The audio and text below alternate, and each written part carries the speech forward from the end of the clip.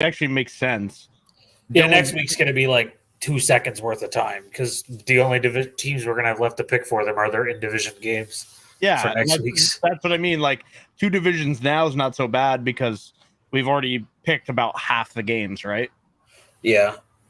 We got things like Clowney to talk about, preseason takeaways. Oh my God, that fucking signing makes me mad.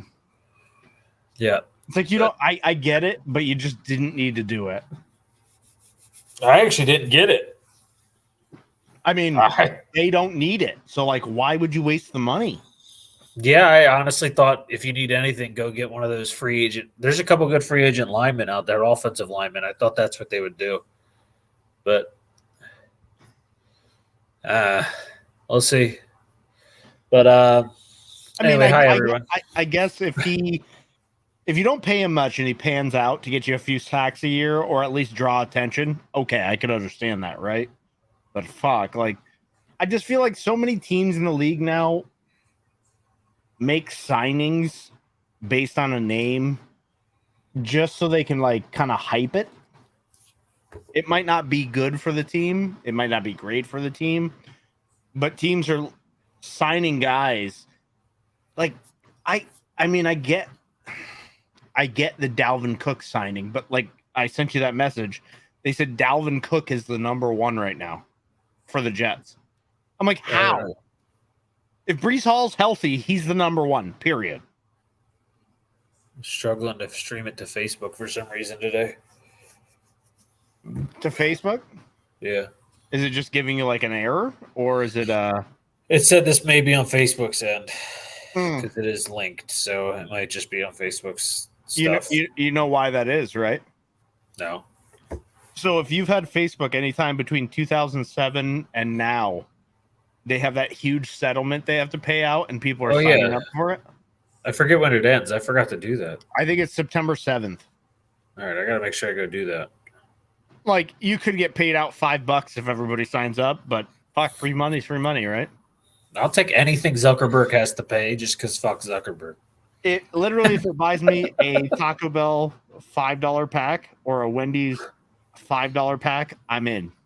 Exactly. Like, I mean, I'm fat, so I'll love food. Kind of like I showed you right before the stream, right? Yeah, but like if we can get like 200, I'll just buy a fucking external hard drive finally.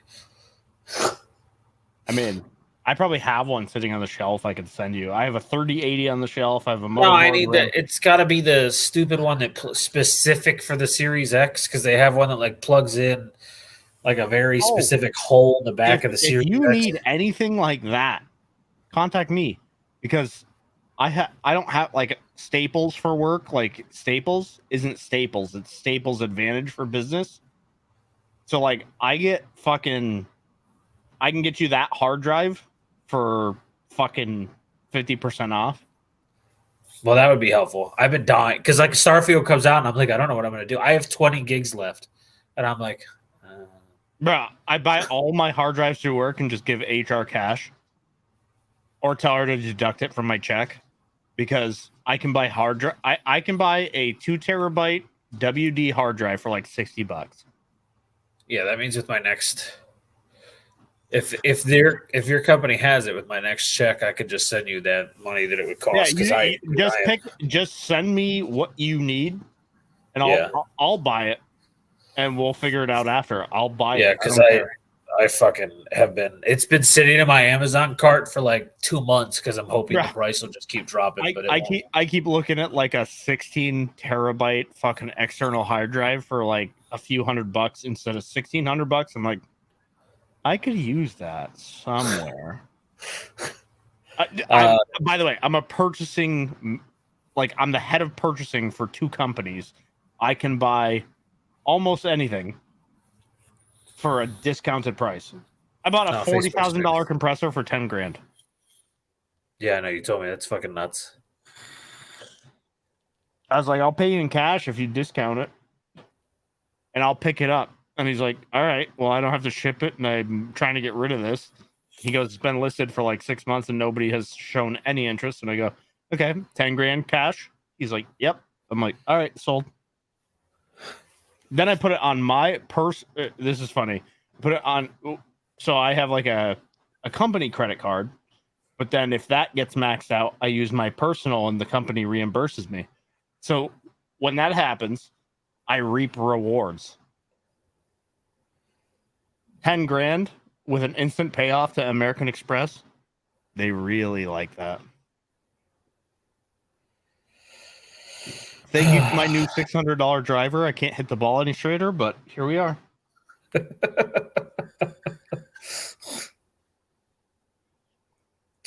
I also have a Newegg business account. So, see ya. Computer parts. I don't care if I have to buy them for anybody. You contact me, I'll buy them for you. Well, I mean, that's really helpful. So that's good to know. All right, now that I shared we're live everywhere I know. Live daddies. And hello, darling. I didn't say hi earlier, but hello. Always one of the first to say hello. Appreciate it. Or hello. All right. So we got things to talk about before we go into our picks. Yeah, I there's a couple things I'd like to bring up myself. All right, go ahead and start. I got to look at my notes. Okay, so I'm going to stay away from football for now. Okay. Messi. What about it? Just carrying Miami in his first 10 appearances. Yep. Like if it wasn't even the league because they're last place in the league, so they have like 14 games left. But my God, has he just injected adrenaline straight into a fucking team? Yeah. Like his free kicks have obviously been Messi free kicks, but he had 4 defenders in front of him, and he absolutely hammers a shot from just outside the box. And it's like, oh yeah, that's what Messi does. It doesn't matter what age he is. He's timeless. He is timeless. He's 100%. Did you hear the reason I said what about him is because I thought you were about to say something about it. Sorry, I was sharing it in Average Gamers before I started. ESPN showed their lack of actual soccer knowledge, which they do pretty often, but they're terrible about it. Yeah, they were talking about how Messi doing what he's doing in the MLS is just flat out embarrassing for the MLS. And it's not. Listen, you're talking about the best player ever. Without a doubt. I say that without doubt in my mind. Yep. You can look at Ronaldo. You can look at Pele. You can look at Maradona. Without a doubt, the guy's not. Even if you compare him just to his contemporary, Ronaldo, the numbers are miles apart. He makes his entire team better. He is essentially like Tiger Woods is to golf. He is the needle. He moves people watching. Like I don't speak for everybody else, but I go back to this day and just watch Messi highlights and be like, oh, I remember where I was when that happened. Kind of like Tiger Woods to Americans with golf. Tiger Woods leaves the sport, it's over. Like golf's going to go back to what it was for people who are non-golfers. But Messi is the same thing. He can draw in non-soccer or football people, and he can just make you watch. If you're watching a World Cup and Messi's in it, you're watching for that reason. You know, like you might support your country, but like as U.S. soccer fans, we want to watch the U.S., but they're going to bounce in the round of 16? So what do you want? Maybe. I don't know. This year, I'm not so sure. Well, you saw with the Women's World Cup. You just saw with the Women's World Cup, right? No, they made themselves they didn't focus enough on the game. They didn't focus enough, and they didn't do everything they were supposed to do. And by the way, from what I hear, the coach wasn't the greatest, and he was kind of allowing the team to dictate what happened rather than saying we're putting our best fucking team on the pitch. Yep, that's actually the truth. So you were trying to blend in Rapinoe. Like, fucking bench her and just make her a team captain and fine. Yeah, I agree. You weren't putting your best product out there, and that was the downfall. And Spain was like they didn't care that girl that won young player of the tournament. She was fucking 18. They didn't care. I had to go back and watch the final, like the highlights, and the more I watch those highlights, I'm like, everybody's like, well, England had shots, and I'm like, it looks like Spain fucking dominated them. When you, I watched that game. It was Spain all the way. There was moments of England, but it was Spain start to finish. No. Spain had 3/4 of the moments. Like there's no. Kiwi. I laugh just because before we started, I was playing a PGA Tour, and I played in the Kiwi Open, which is in New Zealand, and so I thought about you, Kiwi. I was watching that game, and I don't know if you've heard the sad note about that game. But the girl who scored the game winner, her dad passed away during the game. What is it, Olga Carmenson, something like that? Olga something, yeah. I knew it was Olga. She didn't even know. Her dad died before the game. Oh, before. I thought it was during, but either way, yeah. And then she found out. He was battling a long-term illness. He was elder, so she knew his health.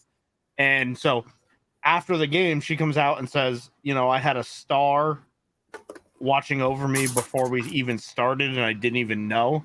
And she goes, the fact that I could do what I did in that game, by the way, which she didn't do just that game, she also did in the game before. Scored the game winner against Japan. Scored the game winner.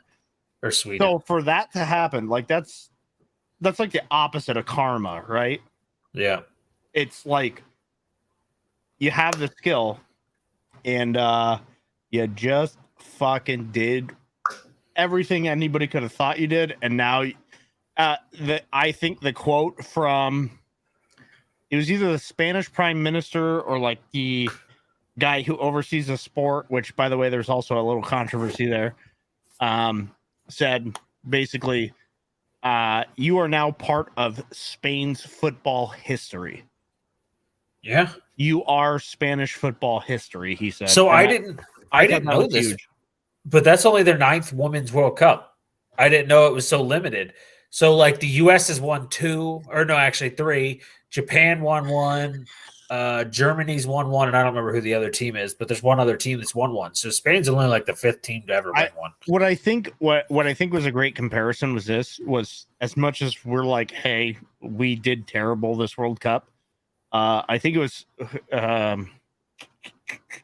It was a Fox Sports radio host, Doug Gottlieb. He said, look, at the end of the day, he goes, everybody else in the world is catching up to women's sports in the U.S. And he goes, at the end of the day, no men's team has ever won 3 World Cups in a row. So why would you think the women's team is going to win 3 cups in a row? It's never been done. It's never been done. And it won't. It's too hard of a tournament to just make it in, let alone win it. Yeah, we also traveled late, which I thought was weird. I'm not saying that's what happened to us at the end because we wound up making it through the first round, but we didn't get there until 2 days before the tournament, which is just dumb because like with the time difference, like that, or 3 days before. I'm sorry, 3 days before, but still, like with that time difference to New Zealand, like that's not. Yeah, I don't know it off the top of my head, but Melbourne, Australia, from where I am, is 14 hours. They're 18 hours, New Zealand. So even like worse. Yeah, because I have Kiwi's time on my phone. It makes sense. Like that is a huge jump. We talk about East Coast to West Coast football, right? 3 hours. 3 hours. 18 hours on 3 days notice. That's nuts. Like what are you gonna do? Sleep? It's a few hours. A few. By the way, I have the game up. The Ravens just drove down the field in 2 minutes and 30 seconds with Josh Johnson at quarterback. I had that primed and I didn't pull it up, so I'm pulling it up now. Zay Flowers had 2 catches on the drive, including the touchdown, and Justice Hill had some beautiful rushing yards. Where are they playing it? What's the who's hosting it? Yeah. ESPN. Okay. Yeah, it must have been where I saw it. It's on ESPN, technically ESPN Plus. But they just destroyed the Commanders' defense in one drive. Zay Flowers looks ridiculous already. But no, which is before huge, we, right? yeah, before we get there to football. So have you heard Buster Olney's opinion of the Orioles? No, but I actually heard a different opinion about the Orioles that I kind of agree with. I'm not sure what his opinion was, but Buster Olney said that the Orioles are bad for baseball. what? Yeah. He said that they're bad for baseball and their success is a proof that you can tank and then become a good team, and it's bad for all signs of baseball. But so when he posted our percentage, our winning percentage, he posted the chances for the teams to make the playoffs, and the O's and the Braves, obviously. The Braves are like at 100%, and we're at 99.3. And Orioles fans, as soon as he posted that, just went nuts on Buster Olney for saying that we were bad for baseball. And can I tell you why that's a trash opinion? I mean, I have reasons, but go ahead. It's a trash opinion because in that same statement where you breathe that they are bad for baseball because tanking is bad, what do they always have? Great prospects, right? Yeah. Okay, who does he praise for having great prospects? The Dodgers. Yeah. So shut up. Your opinion is bad.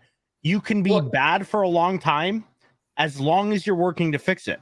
They're not the Oakland Athletics. Yeah, I was going to say, I don't feel like we ever tanked. We never just said, let's just not fucking put out effort. We just didn't spend money. $70 million is all we spent on our fucking salary. And we went with the prospect system. And it takes time. Once you get that system up to par, which Baltimore has a top-notch system, you know what you have? You have fucking leverage in every trade. Yep. Because your prospects are highly rated. The Dodgers, the reason they seemingly win all these tradings on top of their signing, or all the trades on top of their signings, is that they have prospects that they can boost a trade with. So if you need to go get a big time player, you can. Baltimore is just early on in that phase, but I can tell you right now, I think Baltimore is in the position where they're going to switch from no spending to some spending because I agree. Because now they have the infrastructure to do it. It's kind of like the stock market. If you only play a little bit of money, you won't make much. So it's got to be volatile. Now they got the stability and they have the upper hand. They can say, look, we perennially have a top 5 prospect class. So my top guy is worth more than your prospect. So I get an advantage. And you can get bigger players based on that. Now the other thing about their whole building system is very much what I fucking profess about my Los Angeles Kings in the NHL. You can't just go get every top guy. You can try and be the Yankees. Tell me what the Yankees have done in the last 25 years. I say it all the time. They don't have a World Series to show for it. So you can go spend big money. Look at my Dodgers. We have one World Series since the 80s? I think since they beat the Diamondbacks, they don't have a World Series win. So, like, there isn't just one way to do this. And I think what Baltimore's doing is great because you're building your own system, your own ecosystem to build from. And if you have the best young talent in the game, those guys, even if they move off your team, are going to get you things in return. If you want to look at people doing it terribly, look at the Angels. Yeah. If Shohei walks at the end of the year because you don't make the playoffs, because you thought after winning 10 games you had a playoff push, fuck, that GM is dead in the water. Yep. Yeah, Speaking of which, how they do a great example. Outside of the cheating thing, the Astros are a great example. You have to be bad. You can Astros. I think if you look at the way the Rams did it, the Tampa Bay Buccaneers did it, you have to sell out for the championship sometimes. But You're going to go through a period of shit after that for 5, 6, 7, 10 years. You're going to sell out, but you got the championship. It's a big win, especially for a club that doesn't have a big win. So it's okay. The Baltimore Orioles right now, which by the way, only's fucking wrong, because in my opinion, they're the second strongest team in baseball right now. I know. And John Means is actually finally rehabbing. He's coming through the minors right now on rehab. And I'm like, we might get our ace arm back in the rotation at the right time. Well, that's it. Like I said, they are. And by the way, I'm placing your team above my team. The Dodgers, I think, are 3. Atlanta number 1, Orioles number 2, Dodgers number 3. I think now, I think the Mariners are 4. I just want everyone to know they're insane right now. By the way, did you see the clip? It might have been like a week and a half ago. Rodriguez robbing the home run. Yeah. Did you see his? He acted like he didn't catch it. Yeah, I gotta pull this up. It's a stat line about him. So the last 4 games, not including yesterday, so not including Sunday, but Saturday, Friday, Thursday, and Wednesday's games. The Mariners swept those 4 with a 4 games wins. Julio Rodriguez in those 4 games had 17 hits, 5 runs, and 5 stolen bases. In those 4 games, the Yankees were 0-4 with 17 hits, only 4 runs, and 0 stolen bases. Julio Rodriguez by himself outplayed the entire Yankees lineup. They said this is the furthest into a season since 1995 the Yankees have been below 500. Yeah, and they're going backward. Like, they're just going backward. Well, here's the thing. This is typical, and this is why I say you can't just outspend problems, right? The Yankees' problem isn't their spending.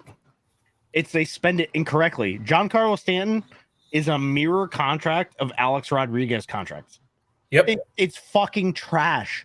You do not pay a guy that is 100% home run or bust for 10 years. You don't. Mookie, I'll see how that ends up on the back end. Mike Trout, I can give you. Bryce Harper, trash.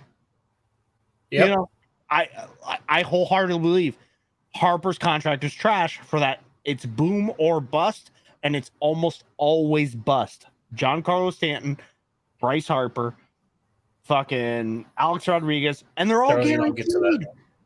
They're all guaranteed. It's always the same thing with these guys. It's trash.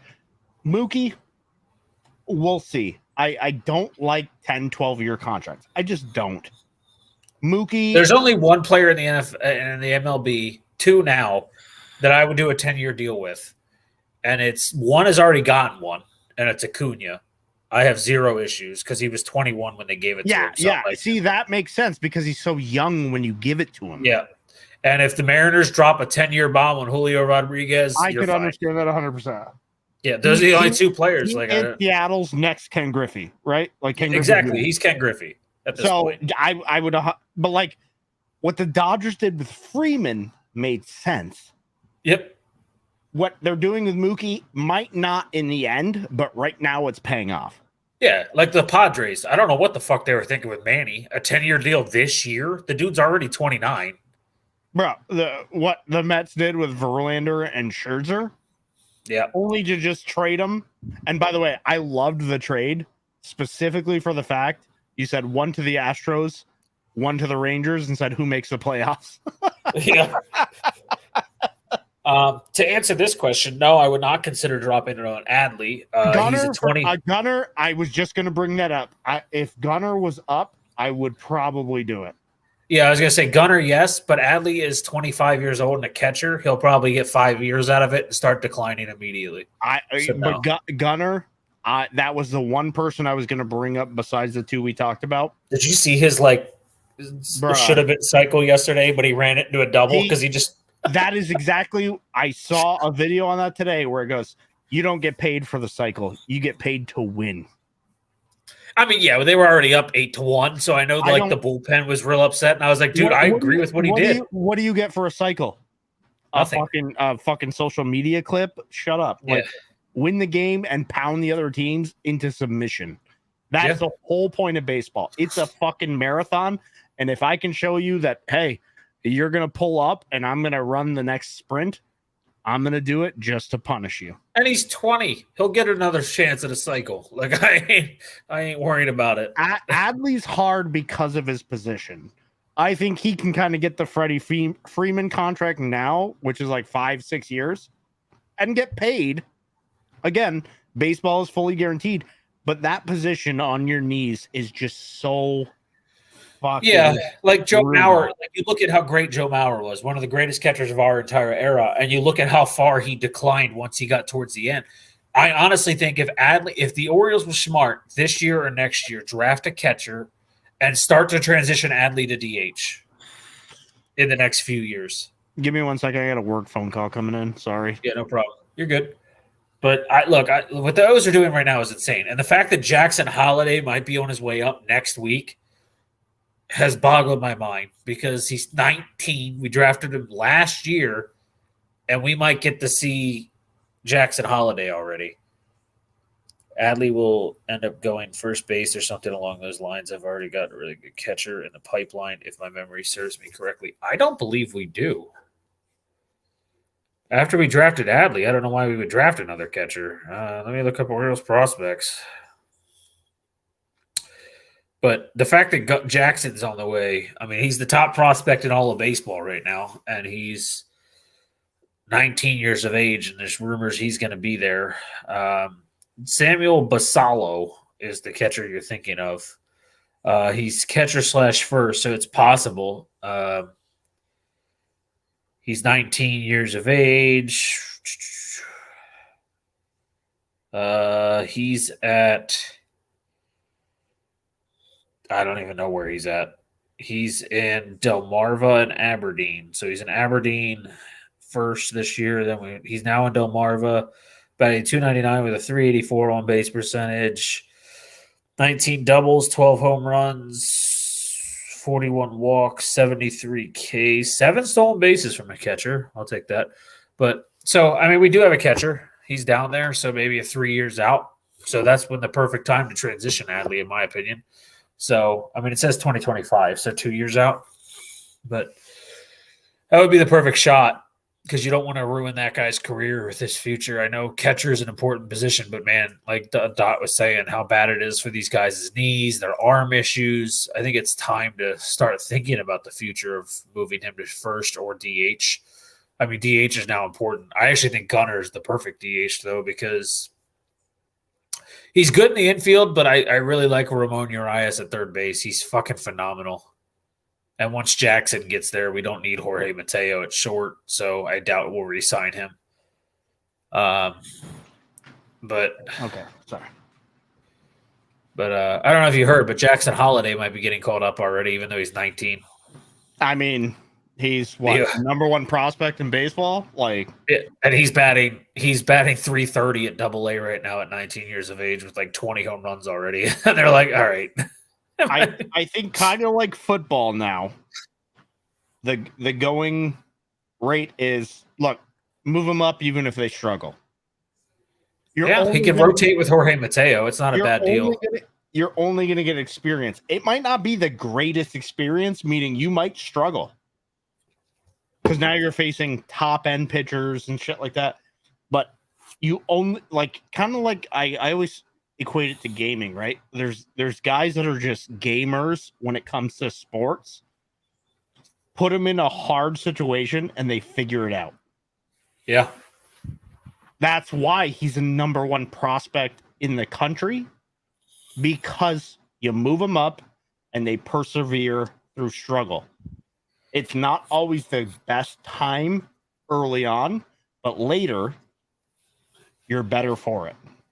Yeah, I'm excited for him. I really want to see if he comes up and what he does. I mean, I know they say it's just rumors. No one's confirmed it, but a bunch of different baseball reporters have reported it. So I'm suggesting it's probably going to happen. All right, anything else from the other sports worlds before we switch to football? Because we got preseason left and then predictions. So just, there's obviously this coming weekend will be the finals of the FedEx Cup. I know I talk about golf more more than most people care to even care about.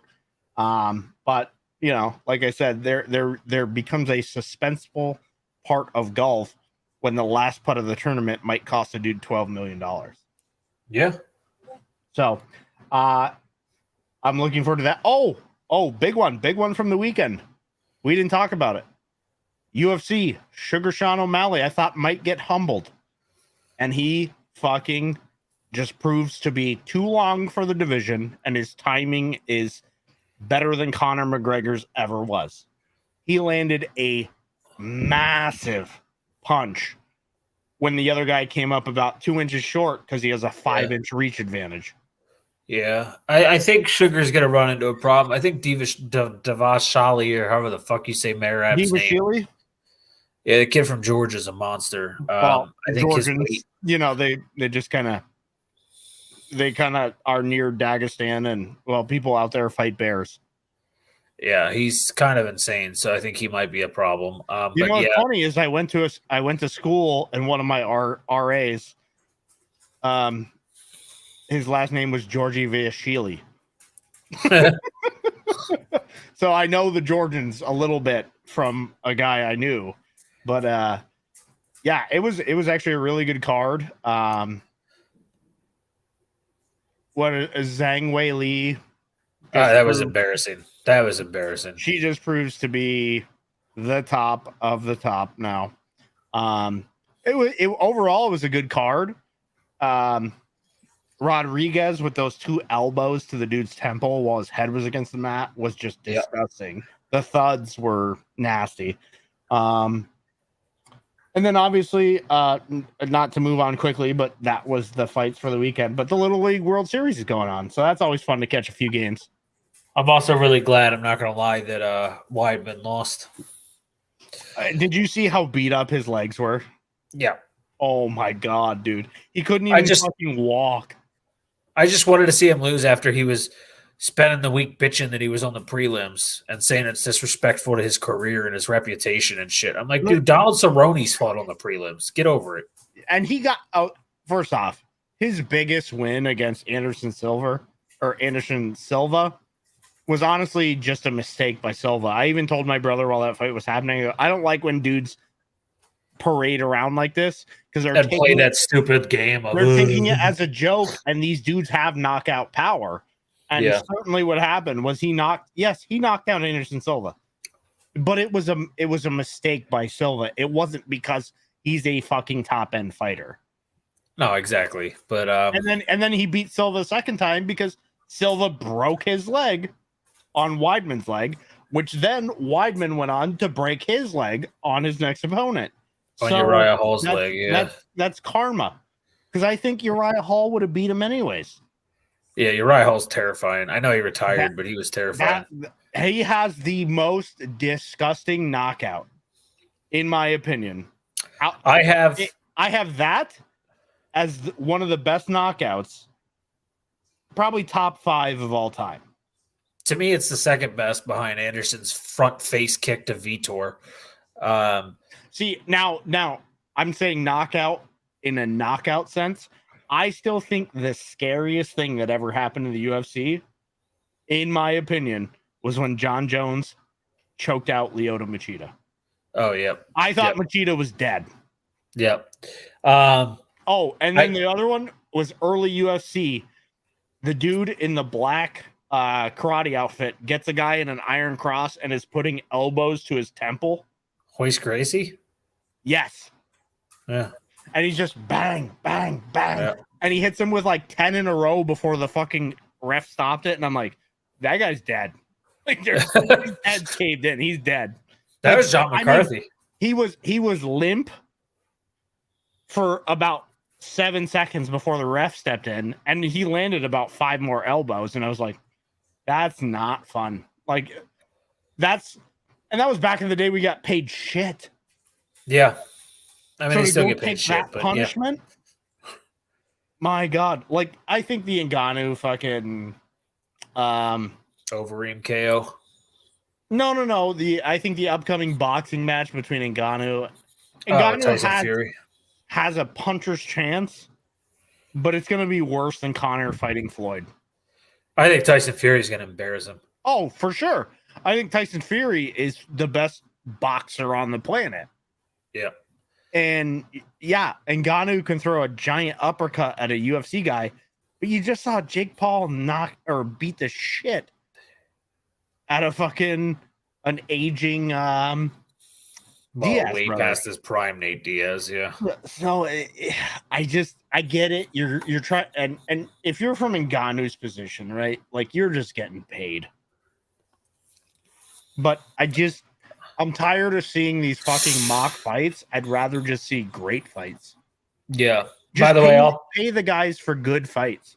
I'll show it next week, but I actually have the pair of gloves Uriah Hall wore during that spin kick KO. I have them signed and authenticated. That was fucking terrifying. The dude, somebody got me them for a present, and I still have them in a case in my house. The dude was so fucking gone. His breathing, like I thought he was dead. His brain was like, breathe. So his chest is going, you know what I mean? And he's not there. Like his soul is gone from his body for a few moments. Like you're like even Dana goes, whoa. Look, and Dana's been around it forever. Dana was like, sign him right fucking now. Melvin Gordon is so bad. Yeah, I don't know why anybody would have signed I don't him. know why the Ravens spent $1 million on him. I don't get it. Yeah, they could have given me $1 million and I could go out there and do it. That guy give him the veteran minimum and say, look, if you fumble the ball, I fire you. Just that run right there on the outside. He got touched and just went straight down. He didn't bother trying to run through the tackle, nothing. I don't get it. Especially at a time when you're saying pay running backs. It's like running backs are about right now as important as kickers. Maybe. And probably not, to be honest with you. I think the kickers are more important, to be honest. I'm struggling. I saw statistics on how important kickers are with percentages on the NFL games that end with a kick winning it, and it's disgustingly high. It's like 76%. I'm struggling with what the Ravens GM is doing right now. Like Clowney and Melvin Gordon are your last two signings. I just don't. I would take Clowney over Gordon for sure. Yeah, I just don't think he was needed either. Like last year, you spent a first-round pick on a pass rusher, and the year before, you spent a first-round pick on a pass rusher. Both of them were coming off of torn ACL, so haven't gotten a chance to play a full season yet. This is your opportunity to let them play a full season next to Patrick Queen and Roquan Smith as the veterans. And they're like, let's go get a guy who has been the biggest bust on defense in NFL history. Like, I just don't get it. What is Clowney popular for? One big hit in college? Like, yeah, I don't understand why he was picked number one. I never will. Remember what I told you about the what's his name? Saying Clowney. Oh yeah, we talked about it last week. Clowney's going to be a bust. I'd take Khalil Mack 100%. Speaking of which, listening to Khalil Mack in an interview yesterday during fucking football is so bad. He's taking a little too many hits to the head. He had a hard time formulating sentences yesterday, and I was like, Khalil. Which is funny because he's still better at it than fucking Kyler Murray. Yeah. All right. My dog ain't feeling well today. I'm gonna go let him out real quick. I'll be right back. All right. So I'll move on to some things. Let me pull up something we were talking about. So Michigan also just self-imposed a 3-game ban for Harbaugh as their coach. So they were number 2 going into the season. We'll see. He's going to set him up before he takes the suspension. But Jim Harbaugh will take a 3-game ban in the 2023 season from alleged violations during COVID-19 dead period when you couldn't contact people. So Michigan is trying to get ahead of the game now. And if they take it early, hopefully, well, the NCAA doesn't have power anymore with NIL money, but they're going to take the ban and self-impose it, hoping that nothing else comes from it. But with the way the schedules are going to work this year, it'll be fine. If it was 2 years down the road, I'd be a little more worried. But Michigan is number 2 ranked going into the season. Their draft class is fucking unreal. So he's going to miss home games against East Carolina, UNLV, and Bowling Green. He'll return against Rutgers. Like, they're going to win those games anyways. Like, it doesn't matter. So unless the NCAA infractions committee comes in and says more, which, by the way, they only recommended a 4-game suspension that didn't go through. Now they're going to accept a 3-game suspension. It's a fucking joke. Like, these college football programs fund. If a college has 35 programs, right? Sports. College football funds 30 of them on their own. 3 others break even, and maybe basketball makes money. Like, every other college program loses money. So these are a fucking joke, these suspensions. Like, don't suspend him. Just fucking leave it a free for all. It's such a like a red pill argument. Like, you can't fucking actually hurt the guy who's getting paid more than your athletic director and your dean. At a college like Alabama, Nick Saban is paid by the state. Like, what? He's one of the highest paid state employees in Alabama. Like, you're gonna suspend this guy for 3 games that don't matter? Just fucking let it ride. Like, at that point, like, just let it ride. You aren't hurting these guys. Sorry, I was talking about the old Harbaugh suspension that came through today. I had you in the whole time. I didn't know you suspended. That's not a great call. Michigan, the actual university, self-imposed. Smart, get ahead of it, but I don't. Again, I agree with you. That's just a dumb. It's virtue signaling at its best. You're saying, oh, you broke the rules. Here's a slap on the wrist for 3 games that don't fucking matter. If you wanted to really make it matter, suspend him for any bowl game you go to. And by the way, even if you got there and he was suspended, he would make the game plan for your team. And somehow he would be calling plays from a fucking booth 9 miles away. So it really doesn't matter. It doesn't. Him breaking the rules helped him get his draft class this year. He wins. Yeah. He wins. It doesn't, NIL is great for the players, but it really just makes it the wild, wild west. But it's also great for college football because look what's happening. You have now 2 power conferences where you say, play each other all year round. If you're 10-5, you can still make the national championship. That's it. Yeah. That's what they're doing now. They're saying, look, rather than having fucking in 2 years, rather than having what's happening now, which is Harbaugh being suspended for East Carolina, UNLV, and Bowling Green, he might get suspended for Alabama, Georgia, and fucking Ohio State. Because you're saying, look, play top teams. Even if you lose, we make it happen. I think the teams that really lost out are teams like Stanford that don't have a home. Yeah, I'm curious what's going to happen to them. But I think they're going to kind of become like Notre Dame, where they just have to be independent for a little bit. Because people are going to play them. They make fucking Olympians, right? Yeah. That's what Stanford is known for. They make Olympian athletes. Harley, stop. Lay down. But all right, so football. Let's go. All right, preseason notes. Do you have anything you want to talk about from the preseason before we make picks that have happened? There's been a debate on this, especially with what happened at the Patriots with the big injury or the scary injury. I was gonna say he's okay now. Thankfully, I'm really thankful for that. How do you feel on preseason play or waiting until the season starts? Because the numbers, even though people are like, "Oh, Sean McVay doesn't play any of his starters in the preseason due to injury," but the numbers are bearing out that you're equally likely to get injured by not playing in the preseason and only playing in the regular season.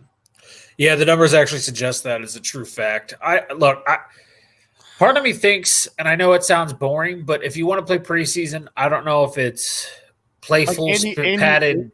Andy Reid played Patrick Mahomes. Yeah, and I honestly think that, and I think when you come out, if you look at week 1 and 2, I actually think the teams that played their starters for at least a series in one of the 2 games, I actually think those teams actually start the season better anyway. I heard the argument today that it's almost like there is no speed like game speed. So an argument today I heard was that if you play 0 snaps in the preseason, you kind of aren't battle ready for week 1. Yeah, exactly. And I think that the game of football, especially for like defensive linemen and offensive linemen, the only way you're going to be ready is take those hits, take those guys coming after your quarterback or go after the quarterback and face off against those tackles. Otherwise, your stamina straight up won't be there. You're going to see pulled hamstrings. You're going to see calf injuries because these guys aren't ready. And I know I've seen someone argue this, and this might be the counter to maybe saying let's not play preseason or let's play preseason. Somebody said just play Pro Bowl style football for every preseason game. And I was like, just don't even play the game at that point. Like to me, the Pro Bowl is a joke at this point. My argument would be this, right? If I'm the player, I almost picked it off. Sorry. If I'm the players,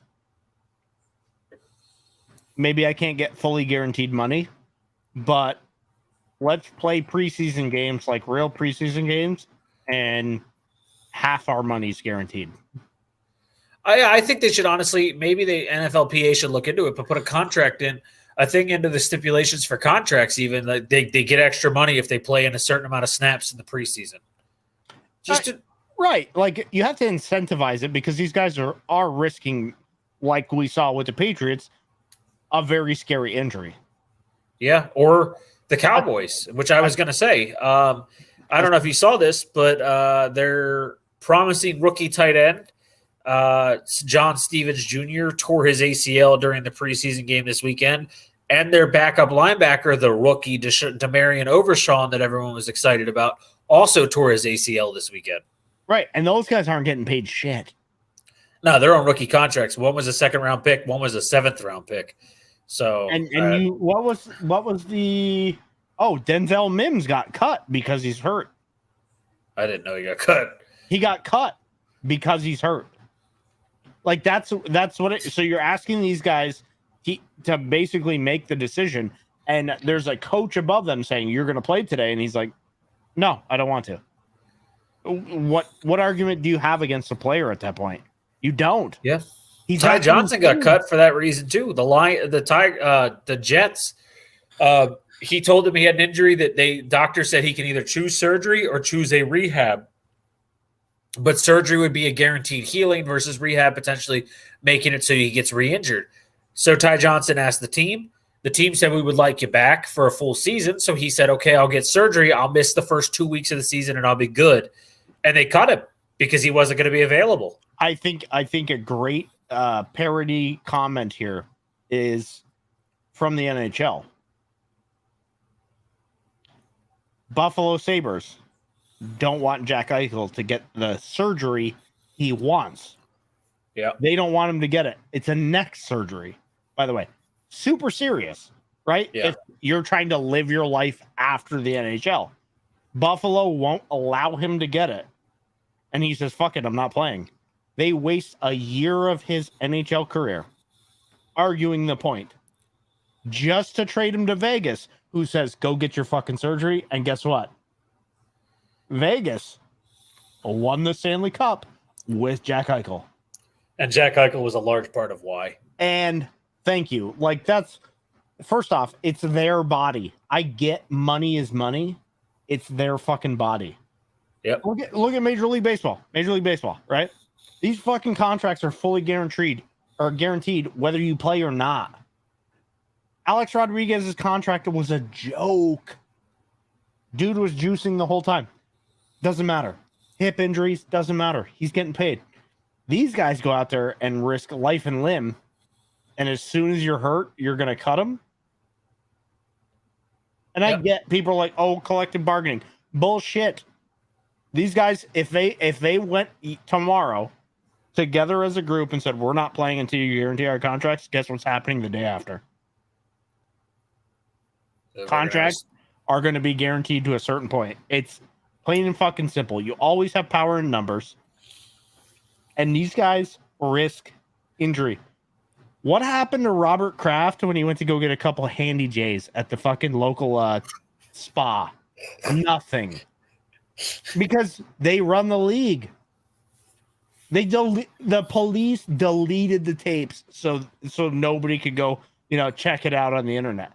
These guys get fucking smoked week in and week out. Tua might be a great case, right? Eventually. Let's see what happens for the rest of this guy's life because his brain might not work. He still looks scared from what I'm hearing too. So I'm just at the end of the day, I think there should be a certain level of guarantee to these guys' contracts, especially, and I think McVay is approaching it properly because it's not. But say Mahomes goes out for 2 series, but he's playing with the backup line. He gets sacked and breaks an ankle. Now he's missing 10 weeks. Kansas City's not winning the Super Bowl.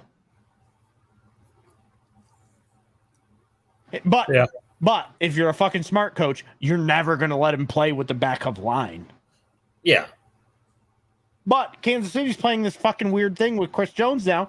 It's like, if you don't sign him, what's your defense? I think Kansas City's in a lot. I think Kansas City and San Francisco both could be in a lot of trouble if they don't get their deals done. If I was fucking Kansas City and I was Patrick Mahomes and I said I took a team-friendly deal, what the fuck are you doing? I guarantee you that owner goes, okay, I'm going to pay him. Jerry Jones caved. He gave fucking his lineman a fucking deal. Problem is the Kelsey and Justin Reed don't have team-friendly deals.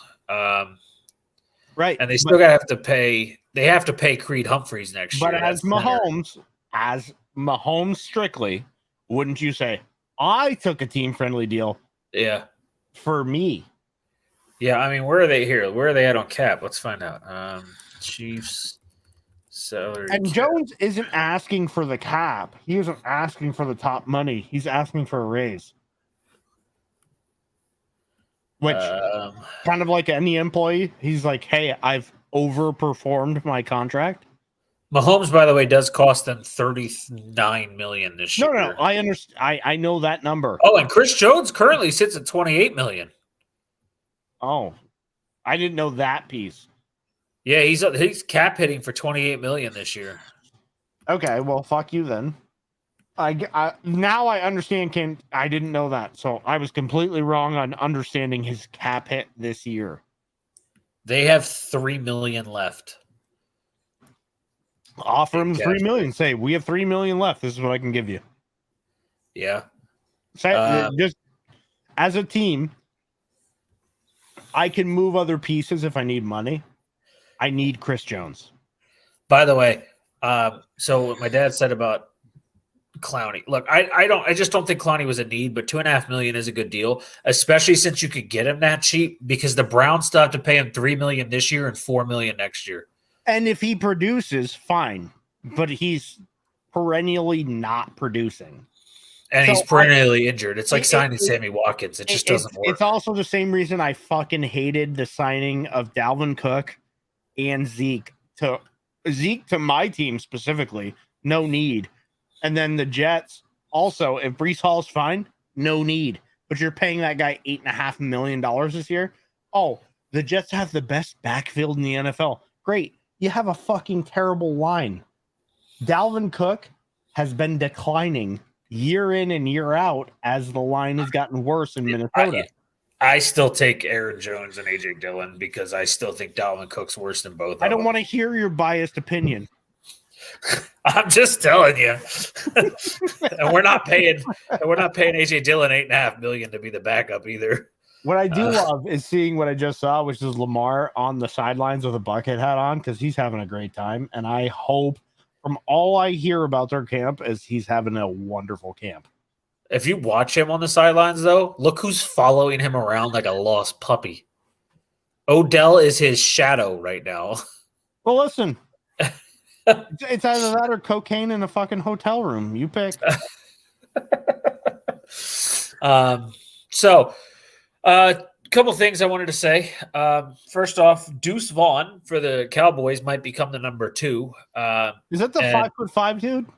I was gonna say I don't know if anyone's watched him, but he's 5'5". Like a toddler amongst NFL. He looks like Darren Sproles. I'm like, Darren Sproles was 5'6". I'm like, dude, bro, you remember the thing I said about Kyler Murray? He looks like a toddler that stole his parents' cell phone. Yeah, that's how Deuce Vaughn looks too. Like his runs are so shit. Little shifty. People are like, no shit, he keeps scoring touchdowns in the preseason. He is literally invisible behind this 6'5" offensive lineman, and then he just appears. And because he's so small, but because he's powerful, he can hit a hole and just kind of pop out. Yeah, like people forget, like in a league full of giants, a midget might work. Yeah, and that's like, I don't mean that in a derogatory term. I know that's not, little people is the term, right? But what I'm saying is, if you're running behind 6'6", 300-pound guys, and all of a sudden you just pop out the other side because you're so small, because you don't have to contend with as big a hole. You don't have to have the best line, because you can get there, through, and back out the other side. And if you have speed, which he does, you can see, like, even guys are trying to arm tackle him, and it's not happening. His center of gravity is so low. What are you going to do? Yeah. No, I really think Deuce Vaughn. You got to take out his legs, or you're not tackling him. Yeah, him behind Pollard is really interesting, to be honest. But and by the way, it's very interesting because you're not paying him Zeke money. Yeah.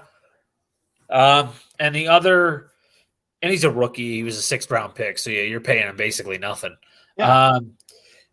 One of the other camp names I want people to look at if they get a chance, just because his story is cool.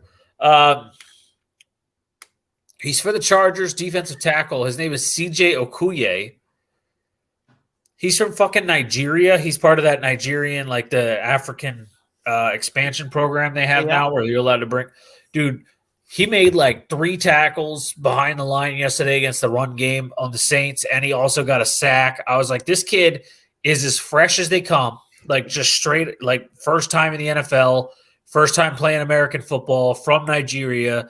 And he might legit earn himself a roster spot, not just one of those reserved spots. I think it was like a year or 2 ago, there was a guy who played rugby who'd never played a snap of football, who made an NFL team based on his performance. And I'm like, that's the type of shit you're looking for, right? It's John Mailata. It's the guy for the Eagles offensive line. Yes.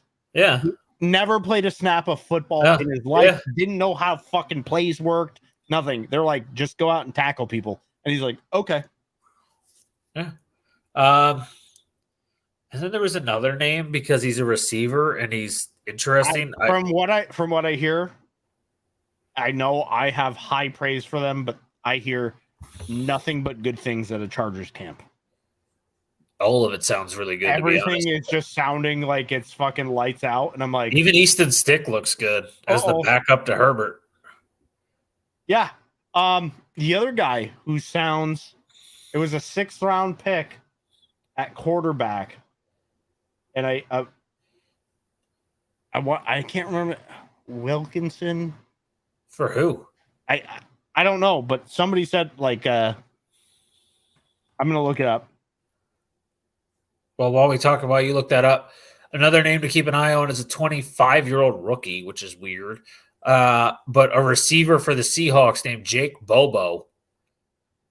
I know everyone's talking about Jackson Smith, but Jake Bobo has had 2 games in a row preseason-wise with a touchdown, over 100-something yards already.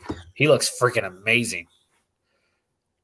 But I have no idea who you're talking about. They were talking about Patriots, and they were talking about somebody else, and it was the other team with a 6th-round quarterback pick that might be the second, like, the best backup QB for a youngster. I know Tanner McKee for the Eagles looks fucking crazy. I'm pulling up the 6th round of the draft right now to see if I can help you out. I don't know. I thought it was 6, but I might be wrong.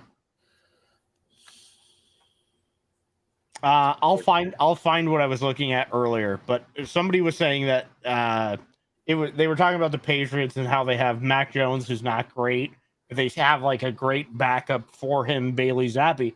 And then they were talking about somebody who's coming into the league and making waves in camp because he's just good as a backup QB. And would be basically one of the best backups you could have for no cost.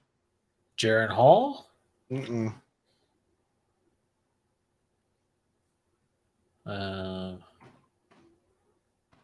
Let me look up just the rookie QBs 2023. Aiden O'Connell? Oh, maybe. Where is he at? Vegas. Raiders. Yes. Yeah. Yes. Yeah. Yes. That's the one. They're saying that he in 2 years immediately replaces Jimmy G. Like he has been apparently he is making Jimmy G nervous. I've heard Tanner McKee looks fucking incredible. Like people are like, you don't even need Mariota in Philly. Tanner McKee is easily a backup to Jalen Hurts. So I'm liking some of these random rookies that we didn't really and then know anything about. And then Dorian Thompson Robinson is the other one I'm hearing waves about too. I know some people are saying if Deshaun Watson continues to struggle and the Browns are in a bad situation, you might see him start. Which is horrible considering what you're paying him. Yeah. All right, let's get to picks. It's already 9 o'clock. Give me 1 second. I got to answer another work email real quick. My boss is on a tear tonight. Sorry. You're good. And I'll be right back. All right. How dare you work? Human. But anyway, for the update for the Ravens game, it's still 7-3 Ravens over the Commanders. Sam Howell is driving. He's at the Ravens' 28-yard line. I actually think he's going to be pretty damn good this year. I don't think he's going to be great, but I think like 20th, which is a lot better than people are giving him credit for. But that O-line is pretty shit, so I don't know if he's going to get the protection he needs to take the steps as a second-year quarterback. I'm truly amazed Commanders even have fans. I wouldn't be able to be a fan of a team if my players were whining about the offensive coordinator being too hard on them. I would lose my shit. But anyway, preseason football kept rolling this weekend. There were some pretty good games, to be honest. I actually got to watch a good bit of it. Came on this morning while I was trying to wake up. I had NFL Network on, and it just kept rolling game after game from the weekend. So I got to watch a little bit. You get to see some of these younger guys you don't know much about, or some of these guys that are getting chances from the XFL now stepping in, or that kid from Nigeria, which I'm really excited about. I really am. I love that story. Guy never really played football, joined in the NFL's program where they do that thing from Africa, where if you're new to the game and a team drafts you in that whatever they call draft, there's only like 8 teams in that draft right now. But I saw that 6 more teams added to that program. You don't even have to make a roster. If the team likes you enough, they can keep you on a special like practice squad spot where you're not actually allowed to be taken, like stolen off the practice squad like other players can be. And you're just part of the program and you get to practice with the team and, learn and grow the game of football over time. And I think that's a really cool system. Cool way to get football to grow around the world. So I'm hoping CJ Okoye makes it at some point this year. They have 5th in their depth chart, so he might not make it off the bat. But you never know. Chargers were a little thin at defensive tackle, so he continues to make waves. I mean, like I said yesterday, he had a sack, 3 tackles for a loss. He had a deflected ball at the line of scrimmage. All that adds up. He might actually earn himself a spot, so that'd be kind of cool. Hola, senor. I'm back. So, people earning spots is kind of what the preseason is for, right? Like, you got to get down to your regular roster. I love the preseason. I know a lot of people say it's a waste of time. I fucking love it. No, it's a time to see players you don't normally see, right?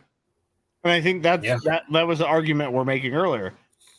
Why do you need you might have a starting QB play 1-2 series just to get used to a new player, but you're not going to play him more than that. Like Patrick Mahomes and Andy Reid, they played 2 series, and now Patrick Mahomes is going to be done till week 1.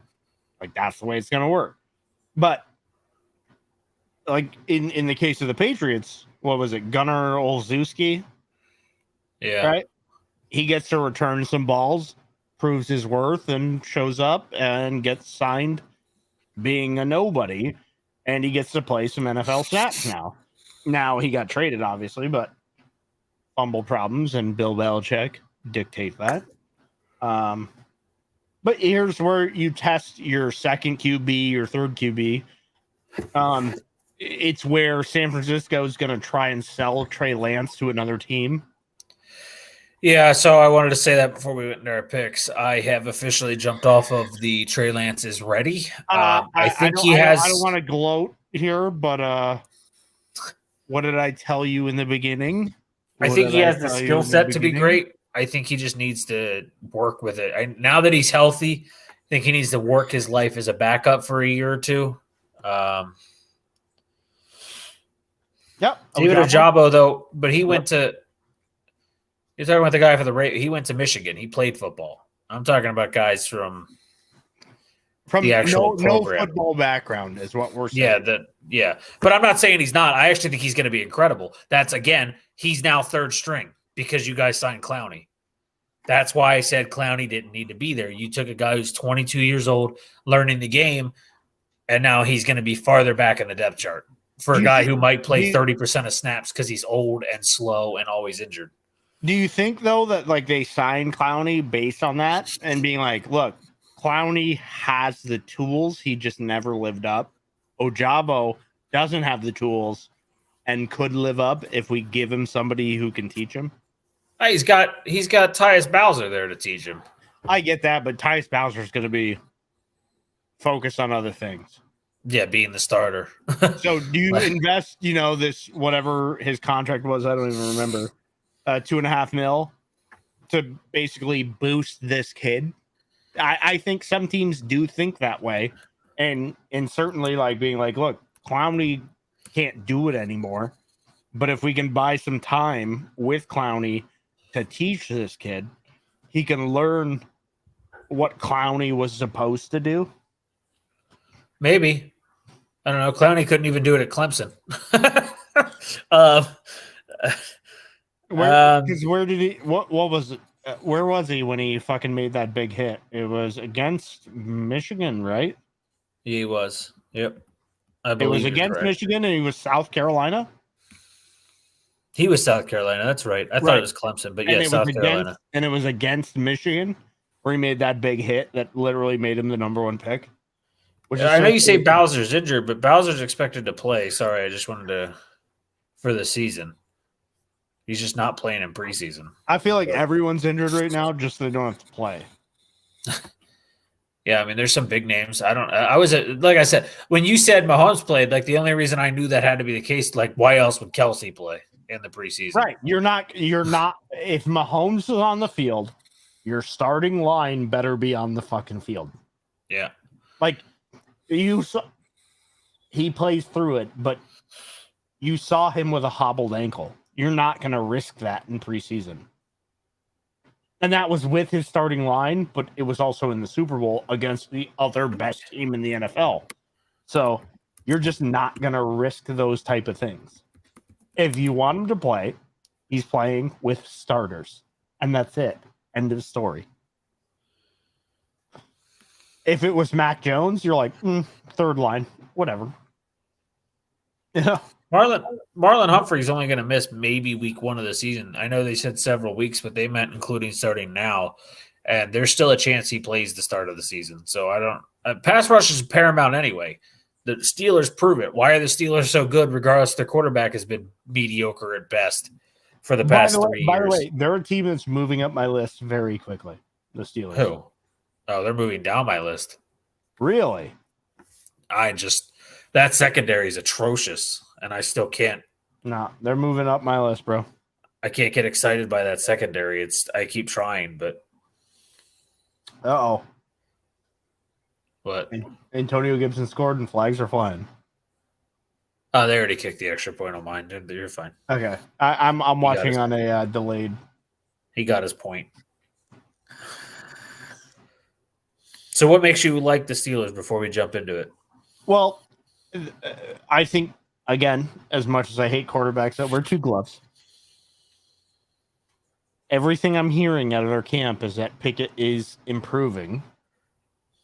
Pickens, which until I looked into it, who's basically the best contested catch receiver in the league at this point, is getting better. So Pickett getting the ball out of his hands sooner, which apparently they're teaching him, is improving. And their defense, yes, their secondary is suspect. But if TJ Watt is healthy, he showed you last year, he moves the needle for them. If he can play a full season, which I don't think he's done yet. He hasn't done yet. If he can, it makes them a dangerous team. Now, dangerous in my eyes for them is still only like 2 games above 500, but dangerous enough to actually upset some people. Yeah. No, I think they're okay. I don't know. I got to see him. I don't think they're a top-end team. I think that in the end, they're a team that's vying for the last playoff spot, but they are good enough to upset good teams.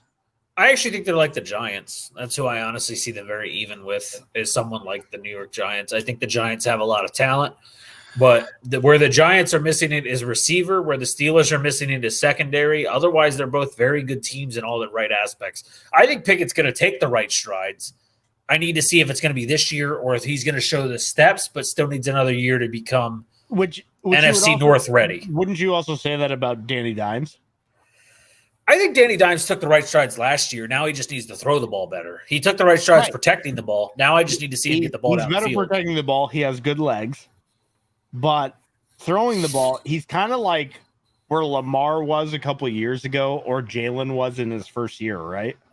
And that's to me, that's kind of suspect because he's what, a 5th-year player?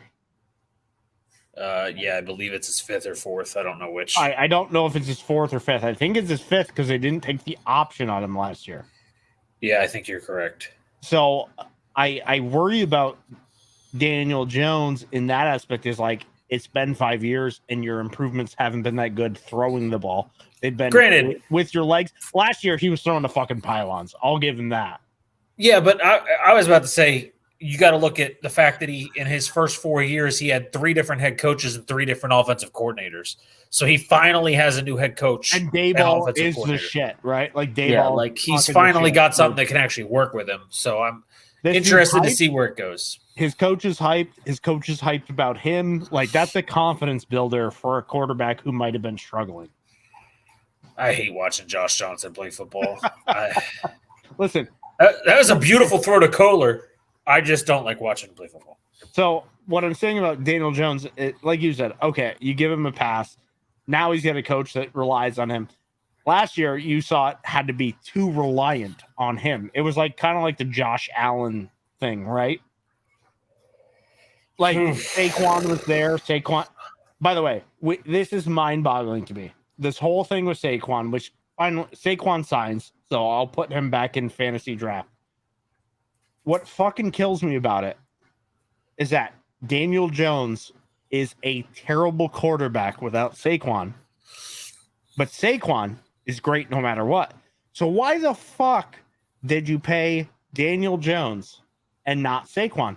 And I get it. I get market moves, right? Like market making moves. So you're like, oh, well, this guy can just, we have to pay him because he's a quarterback and running backs are devalued. Not on your team. On your team, Saquon is the needle. 100%. If you're the Vikings, Kirk is your needle. Justin Jefferson's your needle. I would say Jefferson. But what is Jefferson without Kirk? If you put Daniel Jones there, maybe. He might be equal. Maybe.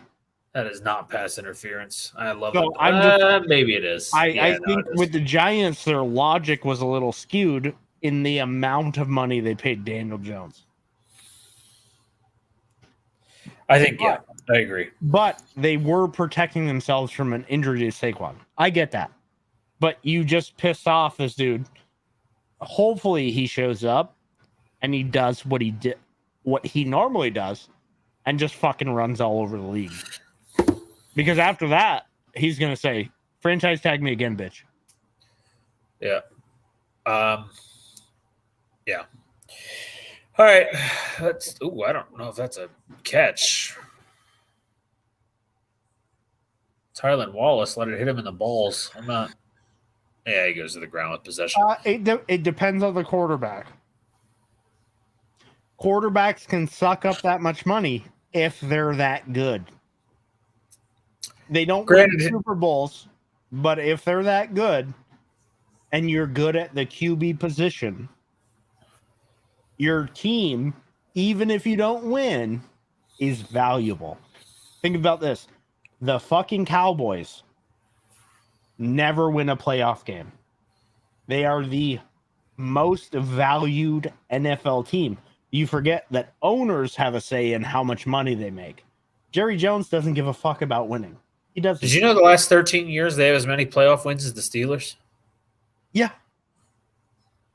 Jerry Jones doesn't give a fuck about winning. I just think it's funny the Cowboys get all this shit, but I'm like, all that winning that the Steelers do, they only have 3 wins in 13 years. The Steelers' big claim to fame is 500. The Cowboys have a much bigger argument to live up to because they're America's team. I know. Right? So the Cowboys being valued at $9.2 billion. If Jerry Jones died tomorrow, he would laugh to his grave because the Cowboys are not selling for 9.2. They're selling for 15 billion. Yeah. That's the difference. Is owners look at NFL teams like fucking toys. They don't look at them for wins. Certain owners want to win, like the Rams owner. He wanted to win, so he sold out 100%. He said, fuck it. We'll win 1 year and then we'll suck for a while. What did he get? A $5 billion fucking stadium in LA. So that was a worthwhile investment because he didn't buy the team. What was his name? Who's the Rams owner? Not Ballmer. That's NBA. Is it the same guy that owns the Mets? Steve Kroenke. Who else does he own? He owns like multiple sports teams. Kroenke. Arsenal. Yeah. He is full send on winning right now. But later on, it's an investment. You don't want to lose money. So what you do. Holy shit. Owner of the Rams, the Nuggets, the Avs, the Colorado Rapids. Yep. So he sold out for a Stanley Cup win with the Avs, the Rams, the Nuggets. Well, the Nuggets, he didn't really sell out. He just got lucky with Jokic being the greatest player. He's trying to sell out. What is it, Arsenal? Is it Arsenal too? Arsenal, yeah. Yeah. So he's trying to win with Arsenal. So there's 4 right there out of the 5 he owns. It's Stan Kroenke. Kroenke, yep. Look up his net worth. He was just there. I think it was $12.1 billion. Hold on. And people forget owners are not built the same. Owners don't have the same amount of money. $12.9 billion according to Forbes. Owners don't have the same amount of liquid cash you need to write these checks. If you look at the Raiders, their owner might seem rich. He can't pay his players in cash. He can't just fucking re-up. I love ESPN shitting on Dan Snyder. They said this is the difference between Dan Snyder and Dan Snyder. And it's the fucking picture of the training camp fans at the training camp last year versus this year. And it's sold out this year. Did you hear? There are Native American groups petitioning to move the name back to the Redskins now. I mean, I know when you use it on a Native American and you call them a Redskin, it's technically offensive, but it also lets them stay part of the culture of football. That's what I've always argued, right? So, like, I joke because I have a Cleveland Caucasians t-shirt that I bought from Stephen A. Smith, so that should tell you everything you need to know. So it says Caucasians across the chest. It's got a white guy with a $ instead of the fucking feather. What I've always said is that as even if it's even if we think it's offensive, why wouldn't you ask the people who it's representing? Meaning, ask them if they would like it rescinded or removed from the culture. If you remove every single fucking piece of that, they have zero representation now. Yep. Why not ask the people that it would offend the most? You listen to the loudest person in the room, but that's not maybe a person from this group. Yep. If you ask them and they allow it, you can get a written statement that you put out that says, hey, we asked the group this represents and they would like to keep it. Yep. Why not do that? We're reactionary culture. It's so dumb. I don't know who Jeremiah Moon is, but he just picked up a beautiful sack. But anyway, you brought his name up, and it made me actually it didn't register in my brain until you said his name. Stephen A. Smith reported today on First Take that Stephon Diggs is actually hoping to be traded. I told you he's not going to force it, but he would like a trade. I told you Buffalo is in turmoil. It's very strange. Like, if I was Stephon Diggs, I'd be like, I'm playing with Josh Allen the rest of my career. I don't give a fuck. That's what I would say. But apparently, yeah, Stephen A. Smith reported on First Take today that Stephon Diggs and people in his camp have personally told him he is actually seeking a trade, but he's going to do it quietly, and he's not going to not play for the team. He would just like to be traded. He's going to do it quietly, but he's going to tell Stephen A. Smith. That's the best oxymoron I've heard in a long time. Yeah. And then before we make our picks, because we mentioned trade and it came through in my brain, Jonathan Taylor has been granted permission to seek a trade. I did see that earlier today, just today. And and teams and GMs have already started calling to figure out where he would like to go. I'm trying to think, like, where's a good fit for him? As weird as this sounds, because they're kind of selling out right now. Tampa Bay. I actually think the best spot for him is either Tampa or Carolina. I think Carolina's more promising, but Tampa Bay is in desperate need. He could carry the team with their two shit quarterback situation. Right. So you basically you have a great O-line. You have one of the best O-lines in the league. In my opinion, Tampa Bay is a quarterback away, right? Yep. So there's two moves you can make here. You can stay away from Jonathan Taylor right now. Lose your games, end up 4-13, 5-12, where I think they're going to end up.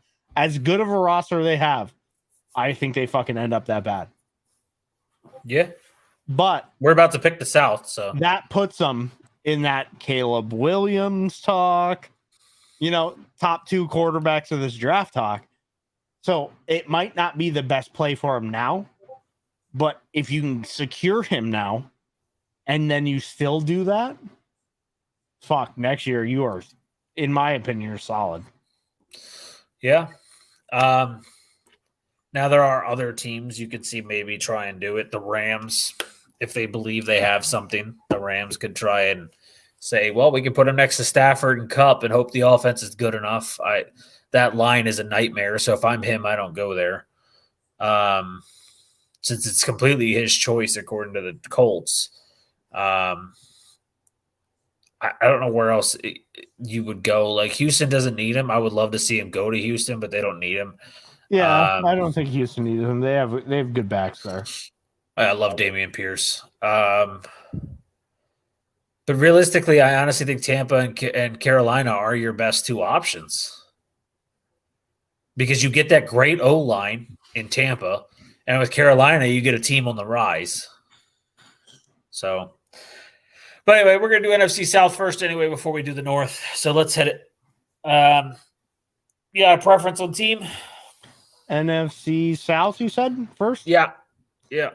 I'd like to start with the Buccaneers because I think they're going to be trash. Okie dokie. Let me scroll, but I'm good to go. I think the other three teams are much closer, so unless I something. agree. All right. Here we go. Bucks. Week 1 is at Minnesota. Oh, this is easy.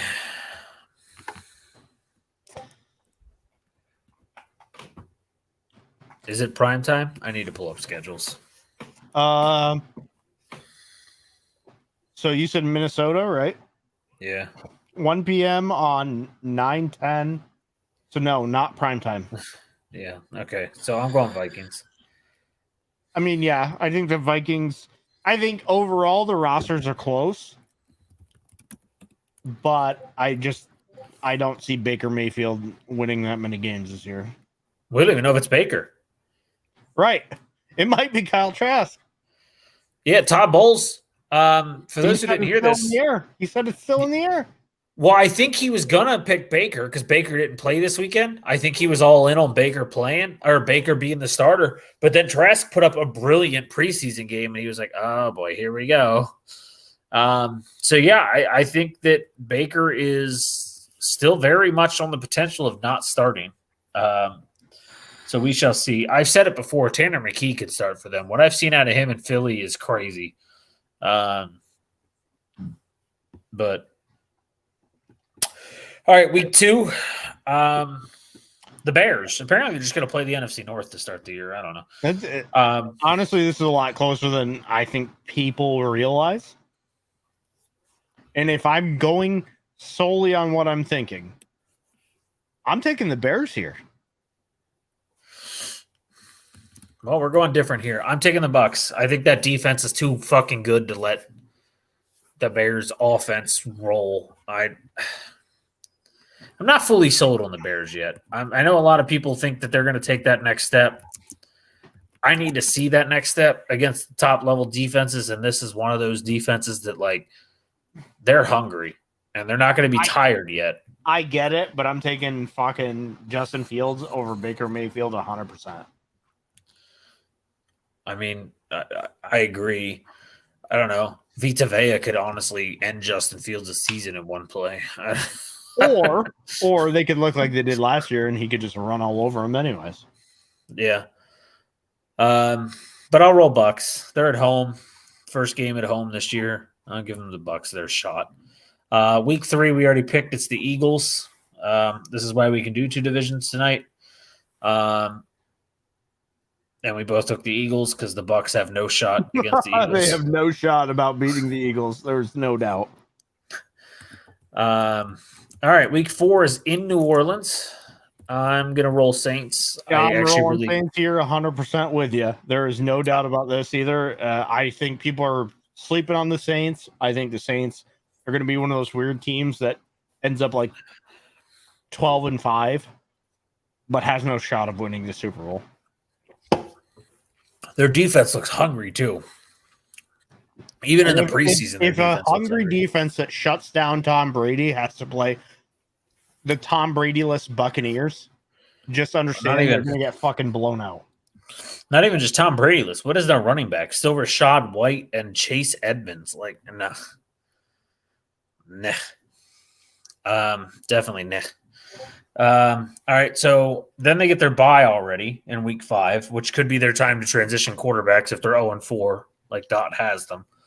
Then they go week 6, and they face the Detroit Lions, which, again, I'm going Lions. Ooh, yeah. I don't think they win this game. I think the Lions are too much offensively, even for a good defense. I think this is better than the Bears because I think the Lions, I know it pains you to hear this, I think the Lions win their division. But I really don't think the Buccaneers have a shot here. This could be one of those games where you're wrong because the Lions just have a tendency to lose games they should win. Especially on the road. They choke a lot on the road. I mean, right now I'm leaning probably like 65-35 Lions.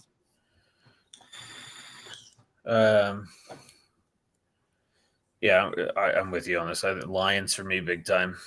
And my dad agrees, so let's put him in.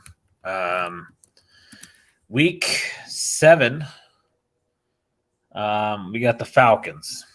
a division rivalry game in Tampa. It's an interesting game. I think I'm going to give the Bucks a win here, even though I think Atlanta can easily win this game. And it's going to hinge on what Bijan Robinson looks like and what this Falcons offense looks like. But I think right now I'm just going to give the Bucks a win because I'm one of those people like occasionally you have to win a game, right? Yeah, I'm giving this one to the Falcons. I've seen a lot out of Desmond Ridder the first two preseason, or not the first two, but this last preseason game, and I fucking have started to really love what I see. And Bijan looks like a massive problem. He's again, I kept trying to tell people this early. He is the next version of McCaffrey, but better. He's stronger. He's terrifying. Stronger. He's thicker, and you have a running back who's not taking running back snaps. He's working out with wide receivers. But then running the ball is in the preseason. He's just been their number one. As he is. He's literally a smaller package Deebo Samuel with better hands. I really like with better hands. Think about that. He's a smaller package for a running back so he can get through the hole, and he has better hands than Deebo. Than McCaffrey. Yeah, I like a lot out of what I'm seeing out of him, so that's why I'm high on this team right now. Honestly, I will throw this out there boldly. If he doesn't go like third pick in a draft, I think it's fucking stupid. Yep. Like fantasy drafts, I'm telling you right now. We still need some people for ours, by the way, for those who are still listening. We need people in our draft. What do we got? 8 right now? We need 12? 9. We need 3. Oh, we need 3? Okay. I know Hit's out. I asked him. He's got other shit he's got to do. So. I think 3. I'll check tonight. But all right, we move on. Go on to the next one. I got one. My boss again. Sorry. All right, you're good. So we got the Bills the following week. We both took the Bills. The Bucks have no shot here either. Unless Stephon Diggs is traded, then I don't know what the offense is for the Bills, to be honest. I don't know. I like with Buffalo. It's in Highmark Stadium, aka Orchard Park. So the Bills at home are just a different element as it is. Sorry, I'm checking the fantasy team to see while he's gone how many we need. 2, 3, 4, 5, 6, 7, 8, 9. I think we have 9. Yeah, we have 9. So, yeah, we need 3 more people for our league. And I don't know because I asked Elliot because he's in it, but he hasn't ever answered. But anyway, so, yeah, anyone that's listening, anyone wants to join, you're welcome to. But anyway, for the Bucks next game, we had the Bills. We picked the Bills. I'm curious of this next one if he's going to change his pick, to be honest. It's halftime. Commanders up 17-14, just to clarify what's going on in the Ravens-Commanders game.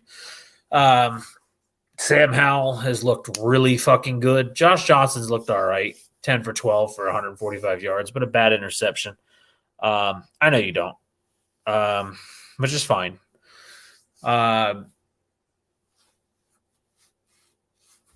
So the next game, though, after the Bills game here, we have the Texans, and we both took the Texans. I'm curious if you're sticking with that. For now, yes. Okay. I think I'm okay. Like you said about the Buffalo thing, I know we talked about it early with this whole situation with Diggs. I think Diggs kind of sees the writing on the wall, which is we're not making any moves at running back. Like, you're not helping our team. They're aging on the defense. Him and Josh Allen are a great connection, right? But yeah, what else have you done? You've done typical Bills things, which is come up in second place. So unless you make a move to beat Kansas City, what are you? You're third or second. You're probably third behind. I think Cincinnati actually takes the step this year and might actually be able to push past Kansas City. No, I 100% agree. So I think Diggs is looking at the writing on the wall going, what are we doing? What are we doing? So here, I think, yes, a loss to the Bills. I'm leaving the Houston win as a Houston win, even though I'm leaning in the opposite direction, just because I need to, like, this team is good everywhere but quarterback. Quarterback wins in this league. Yeah, week 9. I mean, same with the Texans, though, right now. But week 9, CJ Stroud's either going to be it or not. Like, I'm not saying for his career, but for this season. We're either going to know that Stroud is NFL ready now, or whether this is just going to be a growing pain year by this point. And this could very well be a different story week 9. Like, if CJ Stroud still looks like he does in the preseason week 9, then I'm obviously going to pick the Bucs when we pick that week, because right now he don't look too hot. But again, game speed, right? Like it's a big it's growing pains. College to NFL is a gigantic leap that people don't recognize. Yep. They're like, this guy just Bryce Young is 5'9" according to the stats. He looks like he's 5'6". He might not work, and he was the number 1 pick. Yeah. The guy who could fucking throw a ball from his knees for 70 yards was garbage in the NFL. So it doesn't. Tom Brady was a 6th-round pick. Aaron Rodgers, where'd he fall to? 2nd round? No, like, 1st round. 22? I think he was 22nd. Yeah. So again, these guys who are not sure bets, according to scouts, can win in the NFL, and the sure bets can fucking fall out. So that's what I mean is like, I'm not going to judge this kid now. No, I just need to see if he's ready for this season or not. Like, that'll help me and make he might not be. I think that kind of brings up that post I sent you about Anthony Richardson, which that people don't know. Okay. Henry for the Titans, who's one of the biggest running backs in the NFL, is 6'4", 235. And this fucking quarterback is 6'4", 255. Good luck tackling him. Oh, we're not saying height matters. Russell Wilson and Drew Brees were small guys. They're perfectly eligible for Drew Brees at the end of his career was perfect for what he was doing.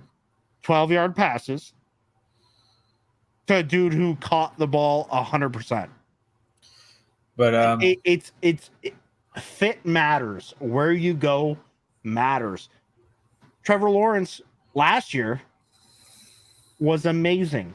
Yeah, Dougie P's the perfect coach. The year before, he was fucking garbage, and he was a prodigy. Yeah. But that's what happens when your coach is out finger banging 20-year-olds at the bar. All right. Week 10, we picked this game. I'm curious what you think of it, but it is Bucs Titans. I picked the Bucs. You took the Titans. Switching? Yeah. Okay. I hate what I'm hearing out of Titans camp. I really do. Nothing sounds good. I mean, Malik Willis is the best player in camp right now, and Tannehill's fucking dropping off a cliff, from what I hear. Yeah, that's what I'm saying. Malik Willis is like the best player right now in camp, and I'm like, what the fuck? All right, week 11. I'm not even going to ask you, but it's the 49ers. Yep, you know how I ride on the 49ers. In San Francisco. Like the Chargers. Yep, fuck that. Bucs ain't winning that game. Now, week 12, we actually picked this, and I'm changing mine. We both picked the Colts. Woo, this is a tough one. Jonathan Taylor's not playing. Obviously, most likely not going to be playing for the Colts. He probably won't even be on the roster. Right. If he's not playing, I lean more towards the Bucs here. But from I 100% lean the Bucs. From what I'm hearing about Richardson, this could get real dicey real fast. Yeah, but I'm going Bucs. I just think the Colts is that a switch for you, or is that the same? Switch. We both took the Colts. I switched to the Bucs. I'm going to switch to the Bucs based on Taylor not being there.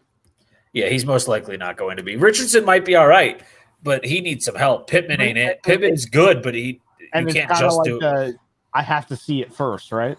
Yep. I think that's kind of where we're living. So if Jonathan Taylor, by the way, who was put on the physically unable to play list Yeah. with an injury that he says he doesn't have, Haley, tells you everything you need to know. Miss Cinnamon. you dumb little stripper. How you doing? The stripper is back. All right. So the next game is Carolina. In Carolina. Nope. In Tampa Bay and Raymond James. This is tough. I'm high on Carolina for them, meaning like 10-7 ish. But that's a stretch for me saying what I said before, which is I have to see it first, right? We'll see if you get there when you pick their record. I'm not 100% sure about that. I'm not sure I actually go that high. I'm saying like that's the ceiling. Oh, okay, yeah. So I'm not sure that actually is what happens, but maybe there's like doubt in my mind. Maybe, you know what I mean? So who are you picking in this one? Right now, Carolina. Carolina. All right. I'm taking the Bucks in Raymond James, and later I will be taking the Panthers. I will be very honest. All right. So the next one's at Atlanta. So the Falcons again here. I'm taking the Falcons. I took them in Tampa. I'll take them in Atlanta. I'll take them here. I'll take the Falcons. Okay. And week 15 is a December 17th game in Green Bay. God, they're not beating Green Bay. I'm taking the Packers in December. They're not beating Green Bay's roster top to bottom. Week 16, the Jags. We already picked it. We both took the Jags because we're not psychotic. Week 17 is the Saints in Raymond James. Not that it matters to me. I'm taking the Saints. I'm taking a season sweep. The Bucs don't have a quarterback. I don't think the Bucs are beating the Saints. No quarterback, a very questionable running back room. It's just hard to see the ball moving a lot. And then week 18 is the Panthers in Carolina, and I will take the Panthers here because it's in Carolina. And the Panthers might be playing for an NFC wildcard spot, so might be. I don't know yet. These guys might be the worst in the league. Give me the Panthers. Actually, I think with us switching the Colts, we might have the Colts as the worst team in the league now. But let's find out what we got the Bucs. I have the Bucs with 4 wins, so I have them 4-13. That's the Baker Mayfield product. And you have them with 3 wins. So you have them. Nope. You have them with 4. No. You have them with 3. So you have 3-14, tied with your Titans. I, in my opinion, where I put them was like 3-14, 5-12 maximum. Like that's their. I think they're trying to go for the bottom. Now, if something like the Jonathan Taylor thing happens, like we talked about earlier, that changes a little bit. Not a lot, but a little bit. I think you can get them 3 more wins against some of those questionable teams. I think they can go like 5-12, 6-11. Yeah. But that, even with their roster, the quarterback Baker is will have so one of those. bad. Baker will have one of those cardio games where he just has this energy that can't be stopped, and he'll have some crazy stats, and then he'll pick up one crazy good win, and then he'll come back to earth. This Wi-Fi, hopefully that's their guest Wi-Fi still. I hope you're not on shitty regular Wi-Fi yet, because if my teammate starts lagging a lot, I'm going to cry. All right, who next in the division for you, buddy? Ooh. Let's see.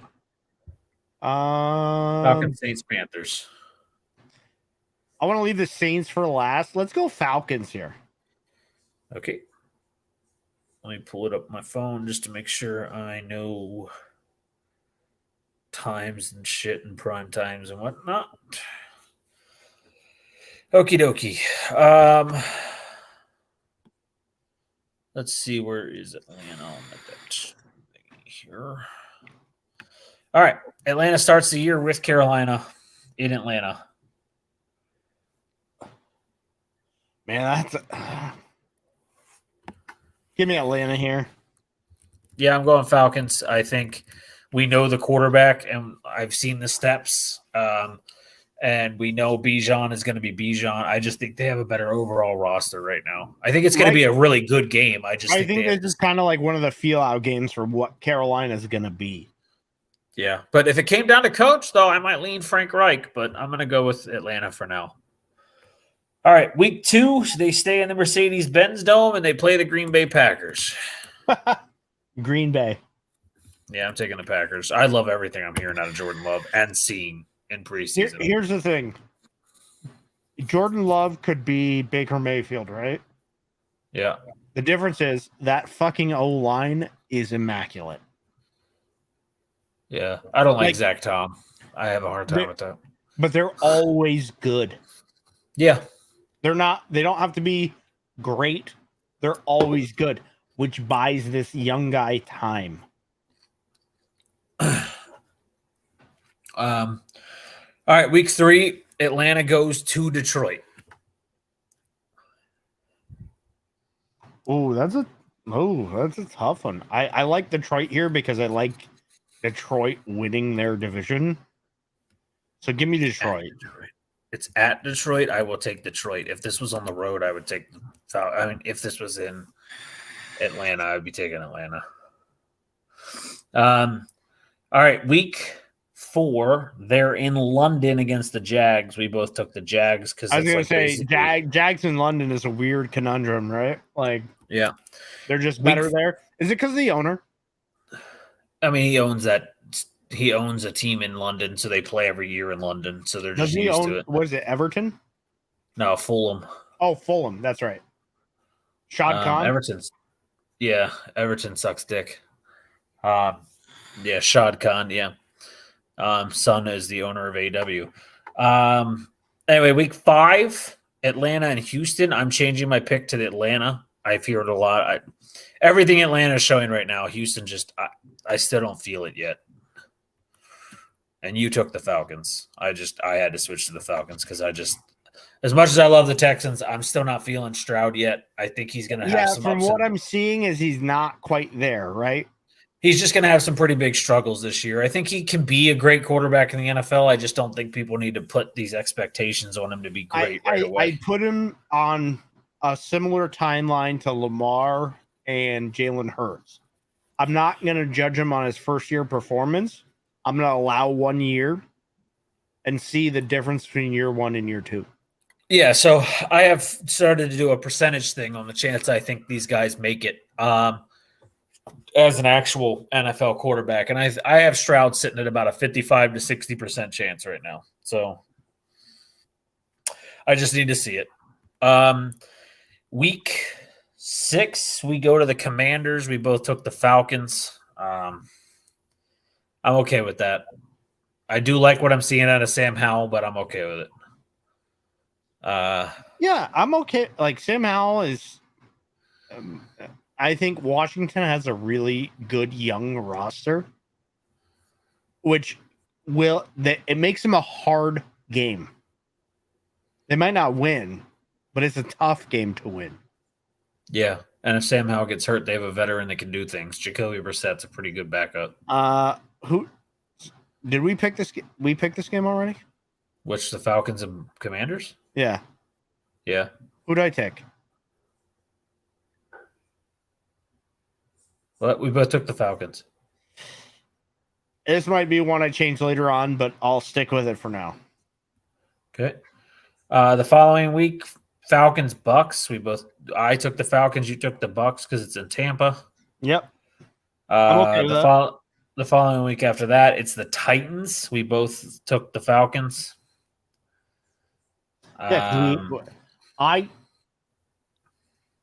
Derrick Henry's going to win them some games, but what else? Yeah, and the Falcons have a pretty decent front. This one's tough. Minnesota, week 9. Not prime time in Atlanta in the Mercedes-Benz Dome.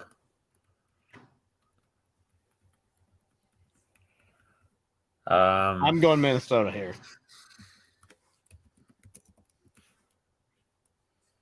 That's not what you did.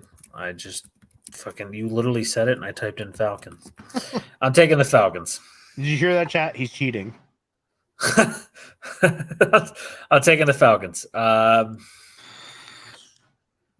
think that Minnesota defense against Bijan Robinson might have some problems, and it might just. I think it's going to be a very low-scoring game. To be honest, I think it might be like 23-20. Oh yeah, I can see this being like a 23-17, 23-20 game. Like because AJ Terrell gets Justin Jefferson, so that's going to be a good matchup. I can see Minnesota having a game-winning kick and blowing it. Yep, but all right, and then we both. Oh, we haven't picked this yet. I just typed in Falcons because I'm not retarded. But anyway, week 10 they play Arizona. Oh, the worst team in the NFL. The Arizona Falcons. Yeah, sign me up for the Falcons.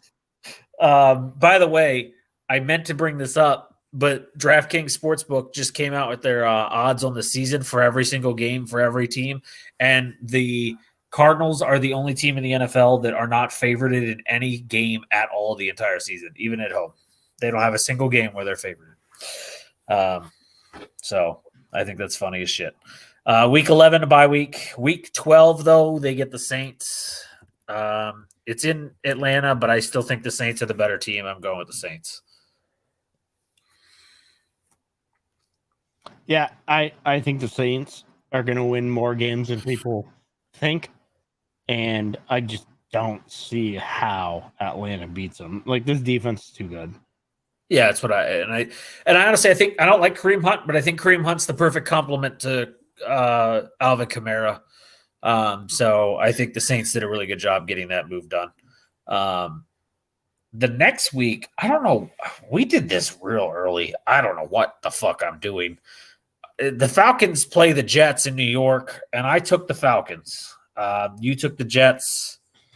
I'm gonna stay with the Jets here. I'm again kind of like what I'm hearing out of camps is Aaron Rodgers looks fucking stupid, like good stupid. Oh yeah, and he's apparently like loving, like he's even getting excited by Zach Wilson plays. Like he's excited by things. He's helping teach. All I've heard is that he's literally in camp, and he's so good from what they're used to that he is literally making the team just feel like, oh shit, we can win every game.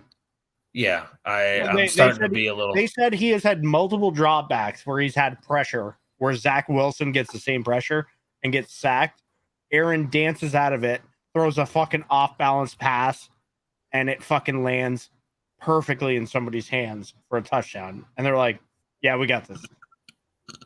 Yeah, no, I'm not sure what I was thinking. I'm going to keep it just to keep it, but I'm not sold on that one at all. Think later in the season, again, this is all camp. This isn't fucking game time, so this is all subject to change. But I generally listen to what people are saying about how their team is feeling. And by the way, I'm a Patriots fan. My team's gonna fucking suck. I don't know. I think they're gonna be like an 8-9 team. They're gonna upset some people. That's what I think you're going to be third in the division. I don't think we'll be fourth. I think we'll be third. Yeah, I think I 100%. I think Miami might collapse. I think they're dead last in that division. They might be one of the worst AFC roster teams which is so weird, but their defense is trash. And Tua's still making. I mean, he even made mistakes in the preseason game again. Skylar Thompson. Tua looks like a worse version of Dak right now. Skylar Thompson was outplaying him, and I'm not concerned by that one. But all right, week 12, where are we at? Week 14, we both picked the Falcons to beat the Bucs in Atlanta. So week 15, they get Carolina. We took the Falcons earlier at home. This is in Carolina. I'll go Carolina. I think Carolina wins this one as well. Based solely the fact that it's in Carolina. Yeah, exactly. I think it's so much of a toss-up between those two teams. Home and home is a win-win for both teams. We'll see how you feel about this one because we've already picked this one. Week 16 is the Colts in Atlanta. I took the Falcons. You took the Colts when we picked this. In Atlanta Dome, if Jonathan Taylor plays, I'm going to leave it for now. But hearing what I heard today, I don't think he's there at this time. No, I think he's traded before the season So starts. I think this is going to be one of those later in the season. I'm going to change my mind games. Yeah. But right now, I'll leave it as is. Yeah.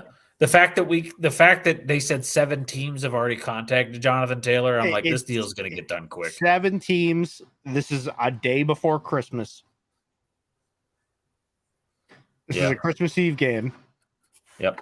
I think most likely I change my mind when we repick this game later, which I hope you're like keeping track of like what we're changing to, so you can kind of see what we're doing along the path. Yeah, everything's tabbed. So I think this 100% by that time changes, but I'm going to leave it for now.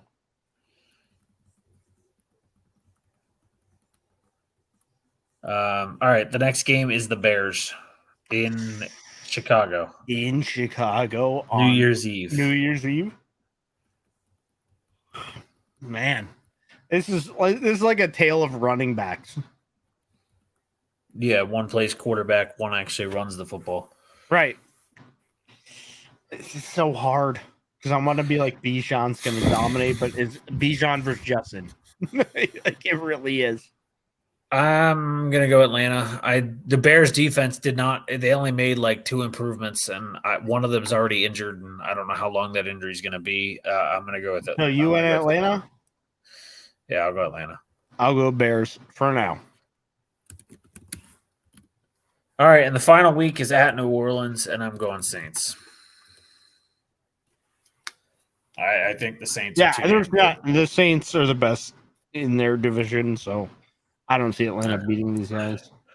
All right, let's see what we got their records.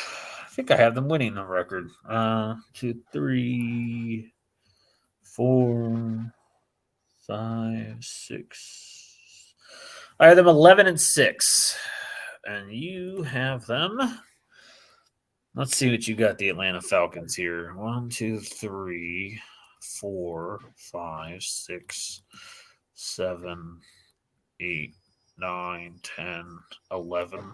You have them 5, 11, 6 and 11. You or me? You have them 6 and 11. And I've got them 11-6. We've got them 100% flipped. All right. Remember how good I was on the Bears last year.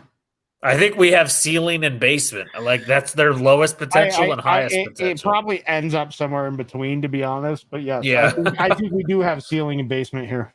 I really do. I think we got ceiling and basement. I don't know, everything I keep feeling out of Desmond Ridder from what I was watching this week in like the highlights I've seen out of practice and then the preseason game. I was like, damn, I'm really loving it. And then Bijan on top of it with Kyle Pitts and Drake London. I'm just like, I'm probably a little too sold in, but I'm just sold in at this point. Oh, so. It's like me on the Chargers, right? Like I'm 100% in, and I'm like, I'm over predicting these guys 100%. All right, Saints or last for you. So we're going Panthers next. Yeah, I think this one's tough because you just don't know, right? Like you really don't know what product you're getting. Bryce Young is such a question mark at this point. Yeah, I mean, he looks like a toddler compared to fucking Kyler Murray, which is strange. All right, so week 1 we have them at Atlanta. We both took the Falcons. So week 2 is in Bank of America Stadium on Monday Night Football against the Saints, and I don't care they're at home. I'm going Saints. Oh, I'm taking the Saints here too. I think it's closer than people think right now, but I'm taking the fuck Saints. Is Travis Vakolik? I don't know. Ravens are up 21-17. I'm just giving them the extra point because they have Justin Tucker. All right, week 3 at Seattle. I'm going Sea Chickens. Yeah, I think I got to go Sea Chickens here too. I think if you get a repeat of last year, which you got out of Seattle, I don't think it's a question. It's can Seattle repeat that? I know so many people keep seeing what Drew Lock's doing because Geno's not playing. And some people are like, oh, man, Drew Lock's look really good in 2 weeks. And I'm like, he's not starting. Like, there's a better chance of Pete Carroll starting. I don't know if anyone's – Geno was a high-round pick, okay? And he's finally proving it. So people can say all they want about – Drew Lock was what, 3rd, 4th round? I don't know. I thought he was first round. Was he? Out of Mississippi, not Mississippi, Missouri. I believe he was first round. I think he was like pick 18. Hold on. By Denver? Denver would make sense at that position. A Missouri Tiger, round 2, pick 42. By Denver? Yeah. Yeah, okay. Fuck that. That's a 4th round pick. Yeah. Geno was highly revered, and where to go initially? The Jets? Jets, West Virginia to the Jets. Okay. Yeah. There is different than Denver. You deal with a lot more media presence. Yep. And after what I saw Geno do last year, I have not ever seen Drew Lock do that ever. And I'm going to be honest. I don't know if you've seen it. I know I'm just fucking when I kidding around when I say he's actually going to be the backup. But have you seen what Pete Carroll was doing last week at fucking practice at quarterback? This guy's 73 years of age, and he's fucking making running passes and throwing cross body across the field. I don't know if doing, Pete? I don't know if you've seen the commercials, but he chews 5 gum. No, I haven't actually seen those commercials. He chews 5 gum, and it's you liquor. All right, week four though, we got a tough one here. Minnesota in Carolina.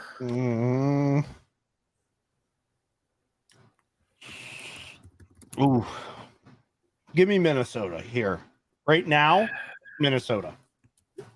I hate that I'm doing it, but I agree. I think until I see Carolina's first few games, this is the safe pick. The next week 6 or 5, it's the Lions. This is tough. Give me the Lions here.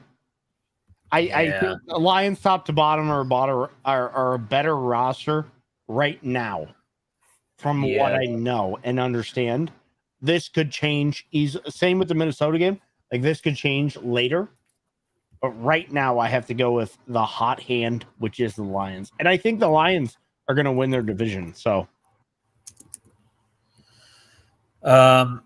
next week is the Dolphins, which we already picked. Division Miami. Is the Lions to lose. I will be honest, I don't agree, but we'll get there when we get to the NFC North. You're biased.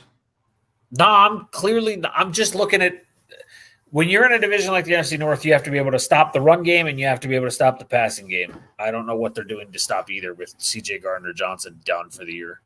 But anyway, we'll get there when we get there. Dolphins, I don't know. We both took the Dolphins. I'm going to stick with the Dolphins here because until Tua's gone, it's the Dolphins. I'm going to take the Panthers. I haven't given them a win yet. I got to give them a win at some point. I'm going to give them a win here. Do I have them with 1 win yet? No. Okay. Well, you got to start winning games. So week 7. Week 8 at Houston. Or no, actually at home against Houston, we both took the Panthers. Yes. Staying with that. Week 9, Colts, Panthers. Yes, staying with that. Week 10 is at Chicago. November 9th. Thursday night football. Warm weather team. Starting to get cold. 8:15 p.m., so it's a primetime game. Yeah, it's Thursday night football. I'm going to take the Bears. All right, I'll take Carolina here. The following week is week 11. We took the Cowboys. We both Makes did. Sense. Week 12, the following week is the Titans. We took actually, I don't know how I took the Titans. I don't believe in the Titans at all. I'm changing that to the Panthers. I was going to say, I know I took the Panthers. Week 13 is the Bucks in Carolina. I mean, in Tampa. You took the Panthers. I took the Bucks. I'll stick that. Yeah, I may switch to the home and away there, but I think that would be the worst I do. Week 14 is at New Orleans. I'm taking the Saints. New Orleans, 100%. Week 15 is at home against Atlanta. We said that they're both so close that we took them at home, so they're at home. So we both took the Panthers. Yep. Week 16 is at home, thankfully for them, on Christmas Eve against the Packers. Give me the Packers. I'm going to take the Packers. Week 7. I just don't see how Carolina's roster adds up. Yeah, week 17, Jags. We both took the Jags. And Makes week 18 is the Bucks. We both took the Panthers. I think it's 6 or 7 wins for the Panthers for me. We got 1, 2, 3, 4, 5, 6, 1, 2, 3, 4, 7. You have them at 7 and 7 and 10? 7 and 10. 1, 2, 3, 4, 5, 6. I've got them 6 and 11. I honestly think they outperform my prediction, but my prediction I think is pretty sound for them. I think they could. I think it really just comes down to Bryce. How it looks early on, that could change. But I think knowing what we know right now, what we're hearing out of camps, it could be very much what we're saying. Yeah, I think it comes down to just what is Bryce going to look like? Because they could win more, they could be right where we're at. Because their running game's pretty damn good. For a guy who looks like a toddler against NFL players, he looks good in camp. But does he get fucking thrown around like Tua during the regular season? That's the question. Yeah. All right, guys, if you want to hear the NFC North, we're almost there. We got the NFC South, probably the champs of the NFC South right here coming up. New Orleans Saints, we start week 1 and week 2. Tennessee and Carolina, we both took the Saints for both of those games. Week 3 in Green Bay. In September, 1 o'clock game, so early in the day, not too cold. It's going to be like a fall game. This is tough. I think I have Green Bay by a touch here. Like to me, it's a toss-up. What does Derek Carr look like, and what does Jordan Love look like? I'm going Saints. That defense is disgusting, right? I just think it's not so much the defense against essentially a rookie quarterback. And just such a young receiving core. I think this veteran defense is going to know how to rattle that young offense. I just think that this is, in the end, the Saints are the better team, and the pass rush for the Saints. My biggest thing to combat what you're saying is that, just like you said about the Saints, Green Bay's fucking lines are always amazing. Yeah. The other thing I'm thinking is, yes, Jair will stop Drake London. Or whatever, not Drake London. The one Olave. But if Michael Thomas is playing, who the fuck's stopping Michael Thomas? Yeah, and he's due to be healthy. Like, he's had so much time. I know we have Rasul Douglas, and he's been great, but I don't know. I'm not. I just personally, if I give a toss up, right, I'm going with a guy at quarterback. Normally. But Green Bay, top to bottom, in my opinion, outside of quarterback, which, yes, they got fucking Carr. Great. He's had some terrible, terrible seasons. Does he turn into Jameis Winston? Does he turn into fucking Andy Dalton for the Saints? Which is, they have a couple good games and then they just fucking fall off a cliff. Yeah. I don't know. I'm struggling because you know what is great about this game is it's so early in the season. Like I told you before, what fucking tape do you have on Jordan Love? He is the fucking Loch Ness monster. You have That's pretty much it. You have no fucking clue what this guy's gonna do. Yeah, the preseason's pretty much all we got. I don't know. I'm a big fan of Jordan Love. He looks a lot like Russell Wilson early days. That's what I mean. So how do you game plan for a guy you have no tape on? Yeah, I don't know. I know people can say I'm biased. I honestly just think this roster everywhere but quarterback is top tier. And quarterback could be top tier. I call you out on your bias all the time, and I'm still going with your team. And I'm going Saints. I don't know. I'm probably gonna have to change some of these because right now I'm looking at this and I have almost the Saints everywhere. Saints versus Bucks, Saints again. Oh yeah, For Saints both of us. 100% that game. We've picked a lot of these next few games because we're getting close to finishing our picks. That's why, for those who are curious. Saints, Patriots at New England. We both took the Pats. I'm giving the Pats here based on home, but the Saints always fuck up the Pats too, so I could be 100% wrong here. Then we got Saints at Houston. We both took the Saints. Yep, makes sense. Saints versus Jags. We both took the Saints. I'm switching to the Jags. It's at home, right? Yeah. For the Saints? Yeah. Yeah, I did take the Saints initially? Yeah. I think I'm taking the Jags here as well. Everything I hear about their camp is just ace. That rookie, or I don't even know if he's a rookie. The Tank Bigsby looks fucking amazing as the backup to Fournette. So with a name or like not Fournette, Tank, you better be. Etienne. Sorry. Saints Colts. We both took the Saints. That one might be more of a toss up at the time, but I'm going to stay where I am. The next one is Bears. Ooh. It's in New Orleans, so I'll go Saints. Yeah, give me the Saints in New Orleans.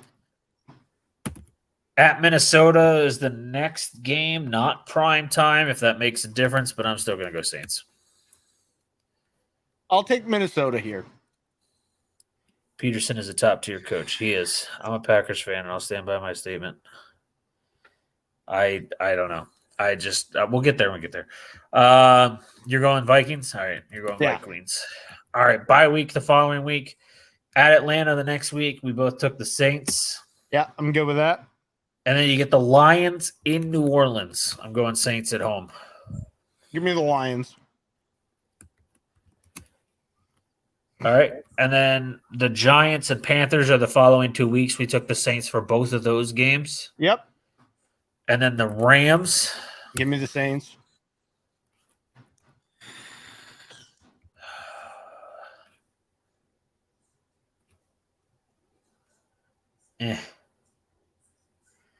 I'm going Rams. You're taking the Rams? I'm giving the Rams an upset in New Orleans. I mean, in LA. I mean, I saw that Andy Dalton still shot, but fuck, that's not the same team. Thursday Night Football in LA. I don't know. Why not? I don't know. I have to do something. Hold on. I got to look at this. I had the Saints with 3 losses. You're a psycho. I have them with like 4 or 5 losses. That's what I have them as. No, actually, you know what? I'm gonna change something else. I'm gonna take the Saints because I'm not psychotic. The week before, I'm taking the Giants. That makes way more sense. I like what I've seen everything out of the Giants so far this preseason, so I'll take the Giants. That fucking Jalen Hyatt kid could just burn the Saints defense. He is just so crazy right now. I'll go Giants there and take that. I'm okay with that pick. And then we picked the rest all the way through, and we've taken the Saints for all the rest of the last 2 games. I think I got them with like 4, maybe 4 losses. 1, 2, 3, 4, 5. 1, 4 or 5 is where I have them for losses. 2, 3, 4, 5. You have them with 5 losses. I'm perfectly okay with that. Like I said, they're going to be that team that wins that many games, has no shot at winning the Super Bowl. I have them. Unfortunately, I don't agree with this record. They're going to pick up losses somewhere, but I have them 14-3. Oh yeah, they're going to lose at least 2 more games. Yeah, I think my prediction is their ceiling. Also, give me 1 second. I'll be right back. You figure out where that other loss comes from. Yeah, I'm looking at it because I'm going to give them it somewhere.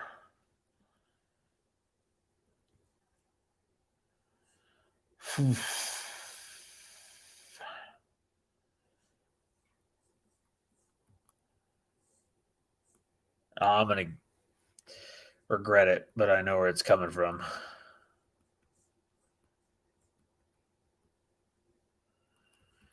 Yep. I'm going to say at Atlanta.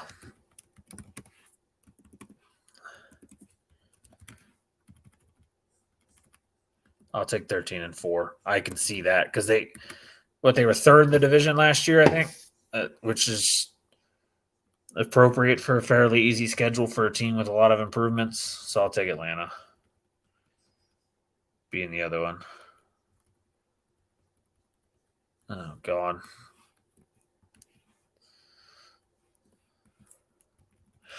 Yeah, I'll do it. Atlanta is the switch in Atlanta. Fuck it. Fuck it. So you switched an Atlanta game? The one in Atlanta. Yep. Okay. So division rivals. So we both end up at 13-4? Nah, 12-5. Okay, I'm okay with that. I think 12-5 is much more comfortable. Oh, wait. You have them 12-5. I have them 13-4. And I'm okay with that.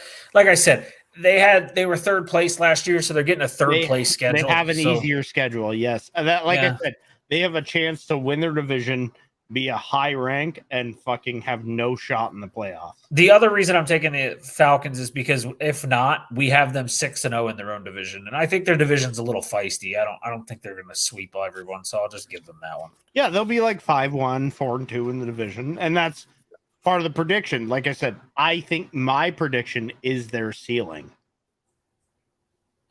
All right, let's go to the NFC North. We'll start with the Queens. NFC North, huh? Where are the Queens? There they are.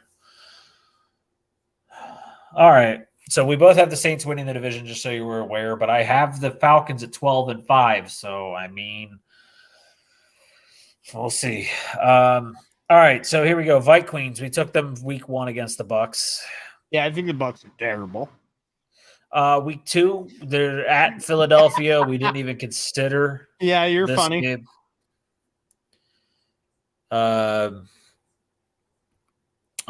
Week 2 we took the Eagles. Week 3 we took the Chargers. Week 4 we both took the Vikings to beat the Panthers. So then we go to week 5 in US Bank Stadium, but it's against the Chiefs, so we both took the Chiefs. Oh, 1-4. Great. What? You've got them with 2 wins. Bucks and Panthers. Oh, sorry, Bucks. I forgot about the Bucks.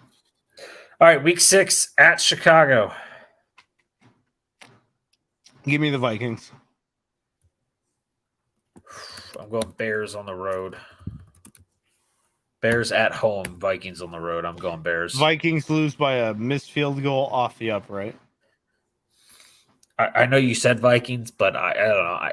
I know I picked the Vikings, but I said the Vikings are going to lose on a field goal against the upright. It's just the Viking way, you know?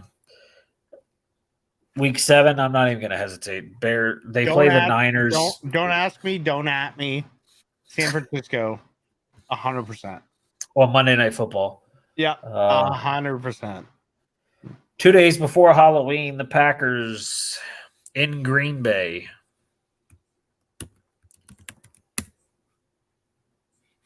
Taking the Packers. Give me the Vikings. I think we saw what Justin Jefferson really is last year against Jair, and I'm going Packers. Listen, if he just punches him fucking 1 minute in the game, they both get ejected. We're good. The Vikings without him are nightmare. That's what you think. They got Hawkinson.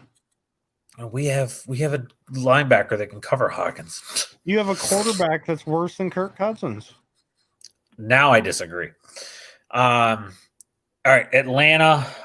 I took the Falcons. Hold on. Before we move on, okay? Kirk Cousins might not show up in prime time. Your quarterback doesn't even show up in film. Okay, he hasn't. We haven't seen film.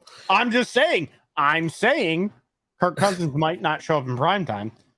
It's a 1:00 game, so Kirk Cousins' best time, and your quarterback hasn't even been seen in 3 years. Kirk Cousins against the Packers last year when Justin Jefferson got shut down and that was with Hawkinson on the field for the memory, was like a 35% or 42% completion percentage. I'm just throwing it out there.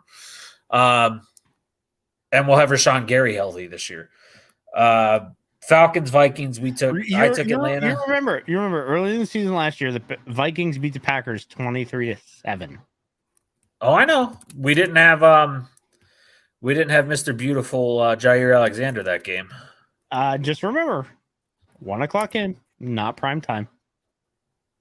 It wasn't January 2nd in fucking Green Bay. So just remember, it's in Green Bay. Falcons, Vikings, but it wasn't January 2nd in Green Bay. I mean, it's not my fault they're a fucking pussy ass dome team. They're in the North. It's also not my fault that you have a quarterback who has no tape. So that might work in his favor at this point. But all I'm saying is he's playing in preseason games. He's played in both. There's tape. Your bias is showing here. That's what I'm saying. They're 1-1 last year. It's not biased to pick them at home. It's logic. Green Bay at Lambeau is one of the hardest teams to beat. Oh, Green Bay with Aaron Rodgers is the same as Green Bay with fucking Jordan Love. Is that what you're saying? Green Bay with Matt Flynn in Lambeau was unbeaten. With Matt Flynn, we were unbeaten in Lambeau. You're saying Eberflus wrong? What? Sorry. Who's your fucking coach? What the hell does that have to do with anything? You had McCarthy before. Obviously, your coach fucking matters. Our coach is better than McCarthy. Debatable. Anyway. Saints, you took Vikings, I took Saints. Broncos, we both took the Broncos. I might switch that with what I'm hearing. I'm not going to switch it yet, but I'm leaning towards switching it. I am. I'm not hearing anything positive. I hear that fucking Russell can't play inside this offense. I don't know what to make of that team right now. I don't know. I'm not so sold that Denver can do anything this year, unfortunately, in the AFC West. I'm hearing some rough shit out of their camp, and I'm degrading them daily. Yeah, I'm not the biggest fan. I'll take the Vikings here. Week, whatever we're on, 12. 12. Chicago at home. At home, Monday Night Football, though. Oh, give me the Vikes again. I know it's prime time, but give me the Vikes. Yeah, I'm taking the Vikings at home against the Bears. I think they split the season with them.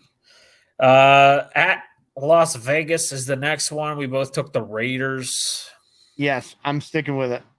By this time, if Jimmy G sucks, the second guy I've heard is better. So I'm still sticking with the Raiders.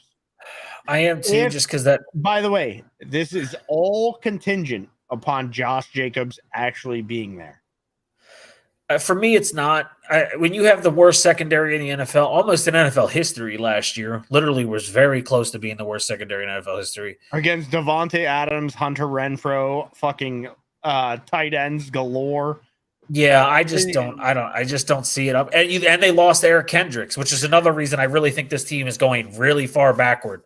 They lost to Darius Smith, who led the team in sacks. They lost Eric Kendricks, who led their team in tackles every single year. I don't see what the Vikings are bringing besides Justin Jefferson. They lost their running back. I'm drawing a blank here. Where did Kendricks end up? The Chargers. Oh, fuck. That's right. That's why I'm like, oh, the Chargers got better everywhere. Holy shit.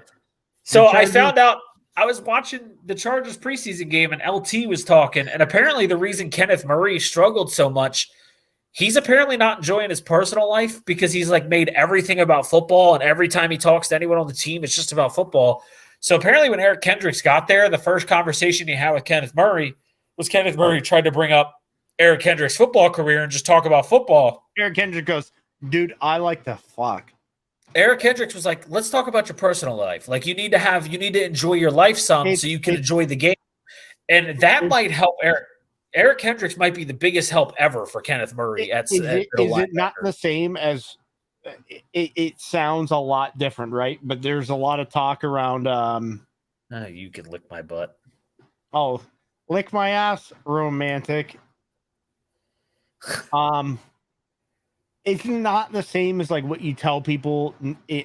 Personally for me, with my job, it's work-life balance, right? Eric Kendricks just looked at this guy and goes, "When's the last time you had sex?" I can't. You know what I mean? Like it's one of those things where like people don't understand. It's like you have to balance. So you're a high profile fucking athlete, right? Yeah. You have to balance that life with actual life. Like, I get that these guys have to be dialed in, 85% of the year? But what Eric Kendricks is telling this guy is like, look, you can't be 100%. It'll drive you fucking mad. Yeah, no. And that's what he's trying to tell. You get, I watched, as horrible as this is going to sound, there was a fucking bodybuilder from Bali this weekend that posted a video. He didn't get to post the video, unfortunately, because now he's dead. He was trying to fucking squat 410 kilograms. His spotters failed to spot him, and when the fucking weight buckled him, the weight rolled over the top of his head, and now he's dead. Jesus Christ.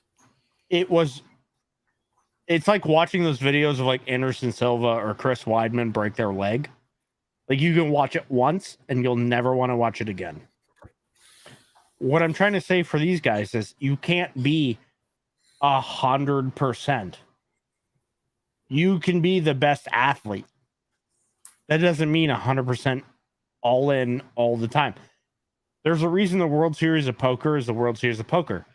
You can't play all in every hand. It's just the way it works. You can be all in half if you want to be, but it's risky. Yeah, but somebody like Aaron Donald, when you look at their body build and what they do, you want to say, "Oh, that guy's in 100%." That dude had gifts given to him that nobody else has.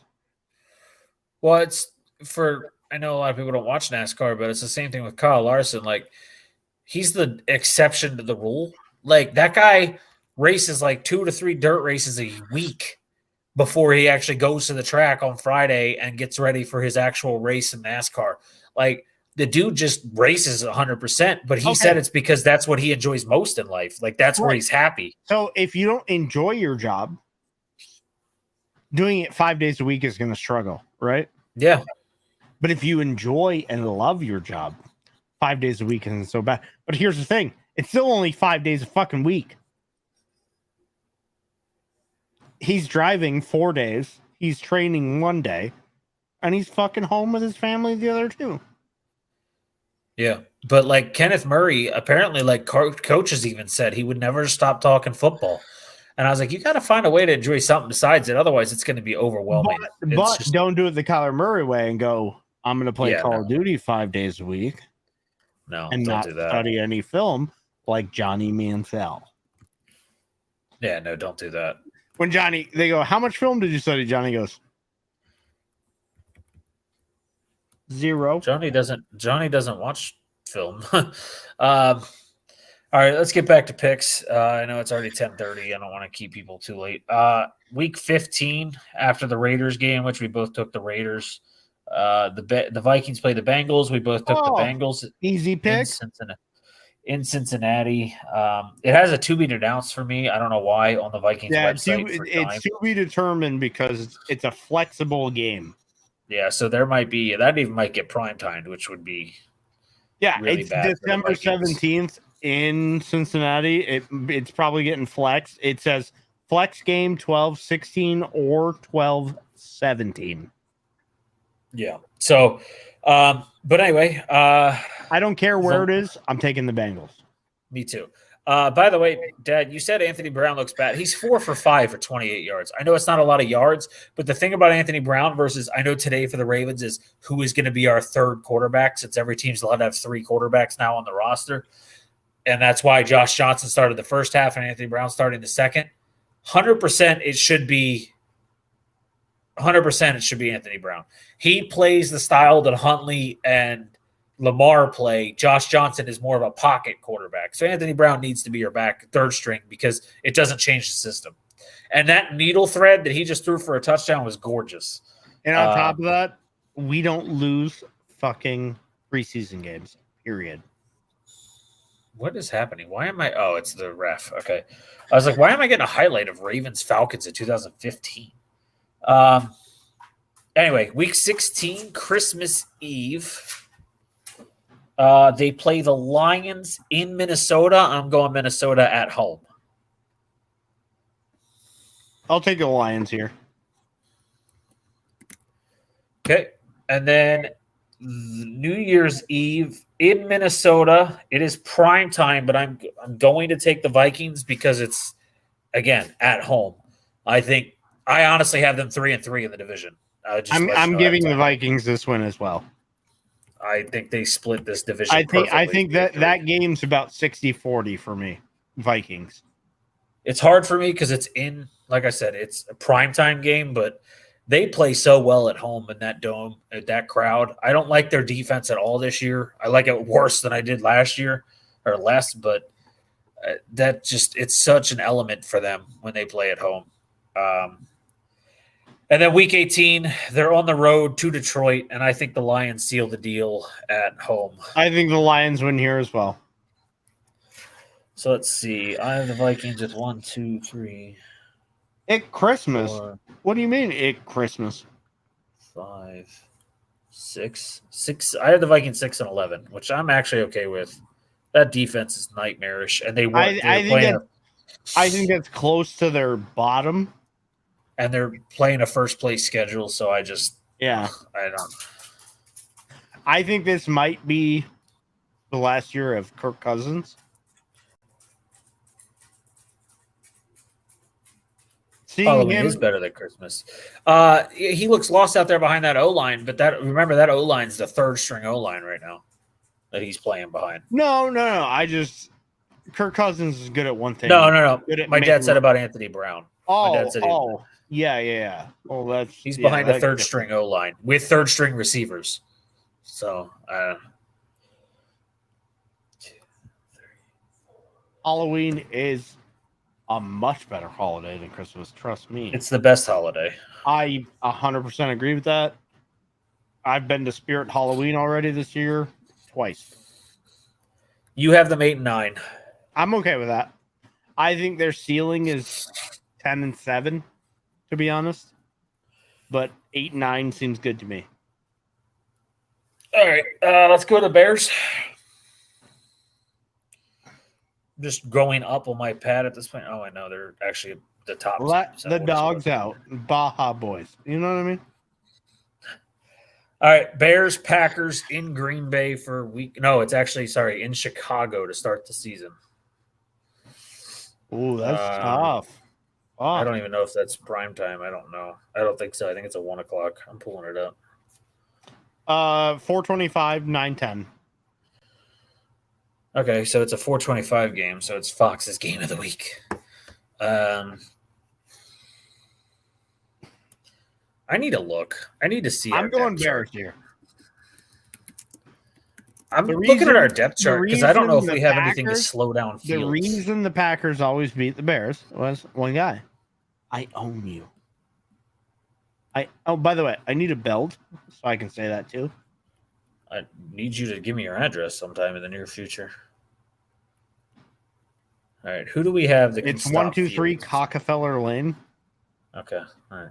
Cockefeller Lane. Got it. Yeah, done. See, you guessed it already. Oh God, Rudy Ford is a starting safety. Again, a Loch Ness monster.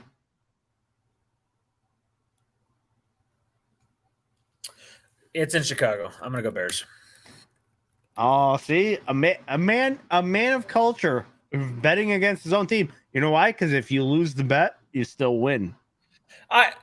Justin Fields week 1, like he's gonna be healthy, right? And I don't know how the fuck we're gonna stop him. We let Adrian Amos leave. The biggest mistake this team fucking made. He is literally Lamar with better legs, which is so strange to say. Like later in the season when it's colder and they're trying to get him to throw more because they don't want him taking the hits. Green Bay in December, I'm taking Green Bay 100%. Yeah, which they do play them at the end of the season. So, but anyway, all right. Week 2 is Bucks. You took Bears. I took Bucks. Week 3 is at Kansas City. We both took Kansas City. Makes sense. Week 4 is Denver. I think we took Denver. I think we just said the defense is too good for Fields to dominate, and I'm going to stick with that. That's a questionable change, right? Like it might change, but I'm going to leave it as is. I'm guessing I had a blunt last week in my hand, but week 5, we took the Commanders-Bears game. I took the Commanders. I guess I said the front 4 of the Commanders defense is too good. The Commanders do have a very good young core on the defense. So I can understand your pick there. I can understand it. I'm still going to take the Bears, but I can understand your pick here. Did you hear what one NFL GM said about Musgrave? I know we're not on the Packers yet, but somebody compared him to Kelsey, and I'm losing my mind because that's not right. What? No one is Travis Kelsey. Travis Kelsey puts up wide receiver numbers, dude. Like, if you want to say Jimmy Graham, fine, but he is not Travis Kelsey. Did you hear the Jimmy Graham news? He got, assault or something? A seizure. And he was wandering around. Oh, that's right. He's the one. Aimlessly in traffic, walking on foot. Yeah. So they said he had a seizure, and everybody's like, drugs? And it's like, no. He had a seizure, and it's fine. But everybody's like, can you test him again? And it's like, bro, to retire. He that's what I meant was like, if he takes a fucking solid shot to the head, what's gonna happen? Just retire, dude. Somebody in the NFL goes, Jimmy Graham? He's still playing? And the Saints signed him for some reason. I don't know. All right, week 6, we took the Bears-Vikings game. Again, I just split the Vikings home and away. So I have the Bears, you have the Vikings. Yep.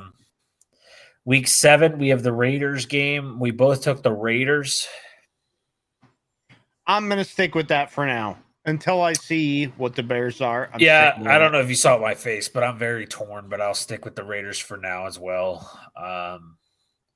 I do still worry about the Bears secondary. If we're comparing secondaries here.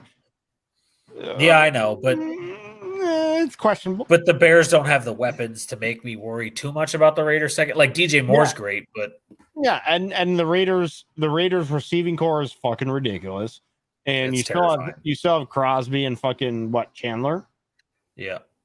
So, okay. So you might not be able to protect everything, but you got pressure. All right. The following week we have the Chargers game. We both took the Chargers. The Chargers roster is off the charts. So there's then the Saints game. We both took the Saints. Yep. Bears Panthers. I took the Panthers. Or Bears. You took the Panthers. Okay, makes sense. Lions are next. I'm going Lions. At Lions. Yeah. Give me the Lions. 100%. I don't think it's a question. I don't either. Vikings game, we both took the Vikings. Yep. Then they finally get their bye week 13, so that's going to be a tired, beat-up team. Then they come out of their bye with the Lions again in Chicago. In Chicago, but give me the Lions anyways. Yeah. I just don't see. I don't see them winning this stack up against the Lions. I have the Lions winning the division, so I'm taking the Bears. All right. The following week is the Browns. We both have the Browns. I'm changing. All right. This is tough for me. I'm gonna leave it as is, but this is something I could definitely change. I've just heard absolutely nothing positive out of the Browns camp except for their defense. I have to remind me at the end of this to send you a post I sent my brother yesterday. You will fucking love it. All right. The following week is the Cardinals, Bears. Guess who wins that game? I'm half tempted to take the Cardinals because Kyler should be back, but I'll go Bears. Yeah, if Kyler's back, it makes it closer, right? It does. Because this is week 16, so this is Christmas Eve, so this should technically be and it Kyler. could be that Justin Fields is hurt by this point. Yeah, we need to see him stay healthy for a full season for sure. But yeah, I'll go Bears. You go Bears. The next week is the Falcons. I took the Falcons. You took the Bears. I'll take the Bears here. And then week 18, January 6th in Lambeau. I'm going Packers. I'm going Packers here. I think the Packers are going to be fighting for a playoff spot here. All right, let's see. 1, 2, 3, 4, 5, 6. I've got the Bears tying the Vikings at 6 and 11. Okay. You've got them 1, 2, 3, 4, 5, and 12. You've got them 5 and 12. I think I have him more basement than I should, but okay. We got to see Fields stay healthy, right? Like it's not like it's because if he doesn't, it's subject to a lot of change during the season on how things go. I see Justin Fields if he is healthy the whole season, and the Bears overperform. I see him like a 9-8 team. Yeah, I could see that. But that's the ceiling to me. Yeah, but their O line still didn't get upgraded enough, and their defense got worse.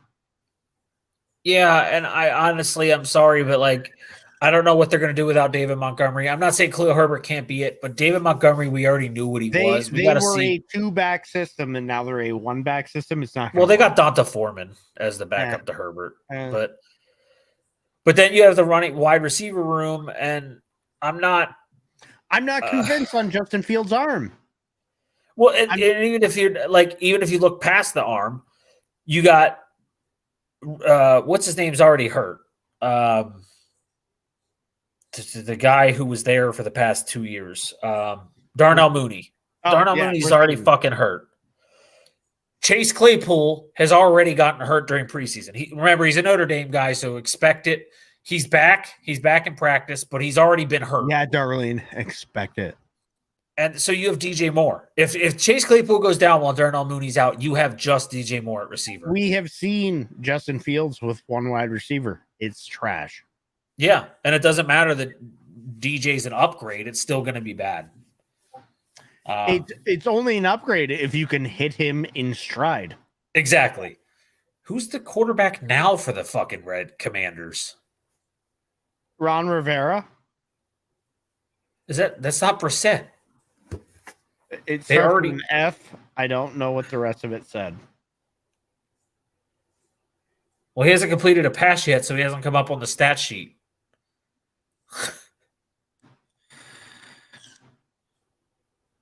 Phineas and Ferb? Yeah, Phineas and Ferb. We'll go with that. All right, so you have the Lions winning the division, so we'll do Packers now. Okay. All right, so here we go with the Packers games. Sorry, I still have the Commanders game up on my phone because I'm trying to see who the fuck this is because I really don't know who else they have. I mean, you guys should understand you beat the Bengals in preseason 36-19, so. Yeah. I don't know what that means, but you guys are so good, you're going to lose a lot.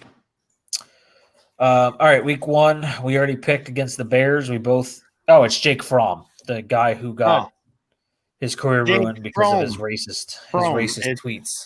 Fromm with an A, Fromm, like foam. But all right, so the Bears, we both took the Bears. Look, she's still listening. She goes, I will never accept it. Week 2 is at Atlanta. We both took the Packers. Week 3 is the Saints. You took the Packers. I took the Saints. I'm gonna stick Packers, knowing that I did it today, but I'm gonna see after week 2. Week 4, Thursday Night Football is in Lambeau Field against the Lions. I'm going Packers. Lions. 65-35 for me right now, I think. Things could change, but right now, Lions.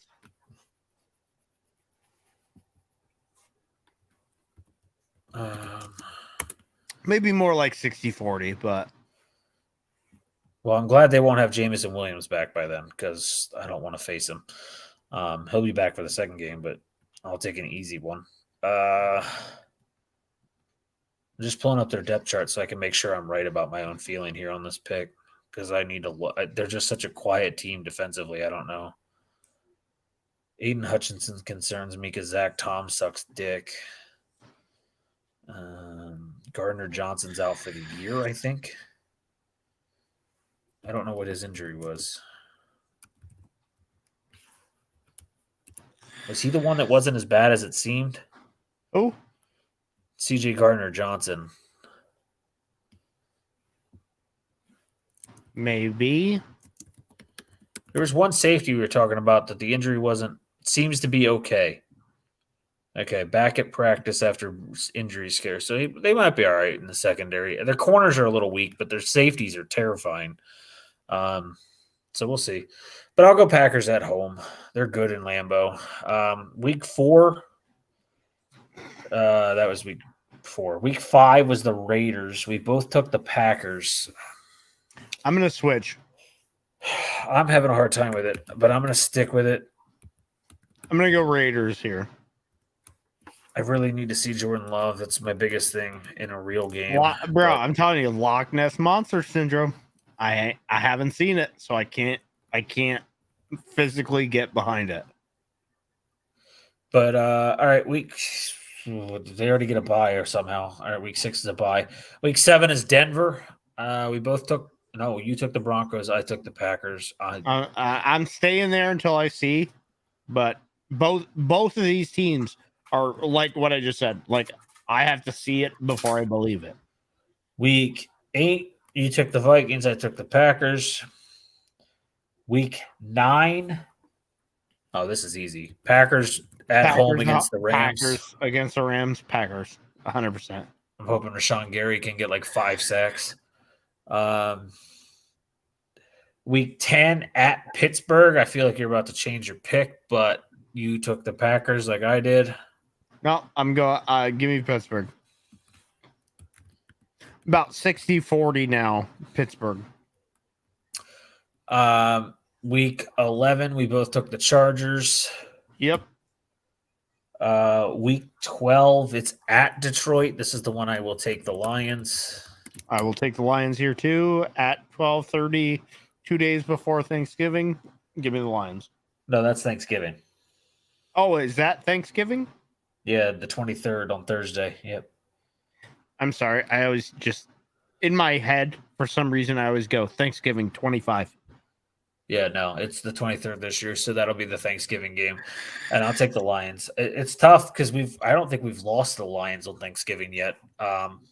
Yeah, but you also had Brett Favre, or Favre, as most people would say, and Aaron Rodgers, and now you don't have that. So until the Loch Ness Monster proves me otherwise, or fucking icy Bigfoot in Jordan Love. Your crazy ass has the Lions 6-0 in division. That's crazy. I told you they're winning the division, bro. 6-0 though. That's I don't give a shit. They're winning the division. We don't even have the Chiefs 6-0 in division. But anyway, Packers Chiefs. We already picked this. You took Chiefs. I took that gamble last 3 weeks ago. I don't feel that comfortable with it. Yeah, don't feel comfortable with it because you're wrong. I don't know. Like I said, I watch a lot of preseason, and Jordan Love looks phenomenal. So I'll take the chance. Didn't he look like Patrick Mahomes?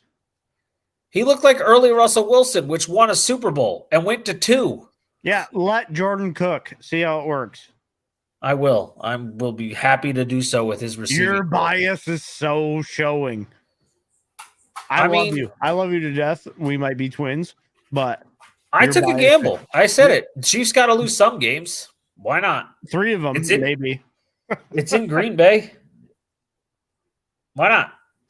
Week 14, you Giants, Packers. You took Giants. I took Packers. Oh, I'm taking the Giants here 100%. Week 15, the Bucks. We're both Packers. Yeah, the Bucks suck. Week 16, Carolina. We both took Packers. Ooh, that might be a switch for me later on. But right now, I'm okay with it. Week 17, we both took Vikings. Wait. Okay, yeah. I'll stick with it.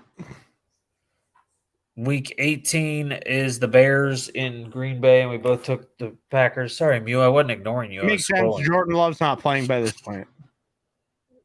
Sir Sean Clifford? Good Lord, no. Yeah, I'm perfectly okay with 11-6. Yeah, I got him 11-6. One, two, three, 4, 5. Let's go up.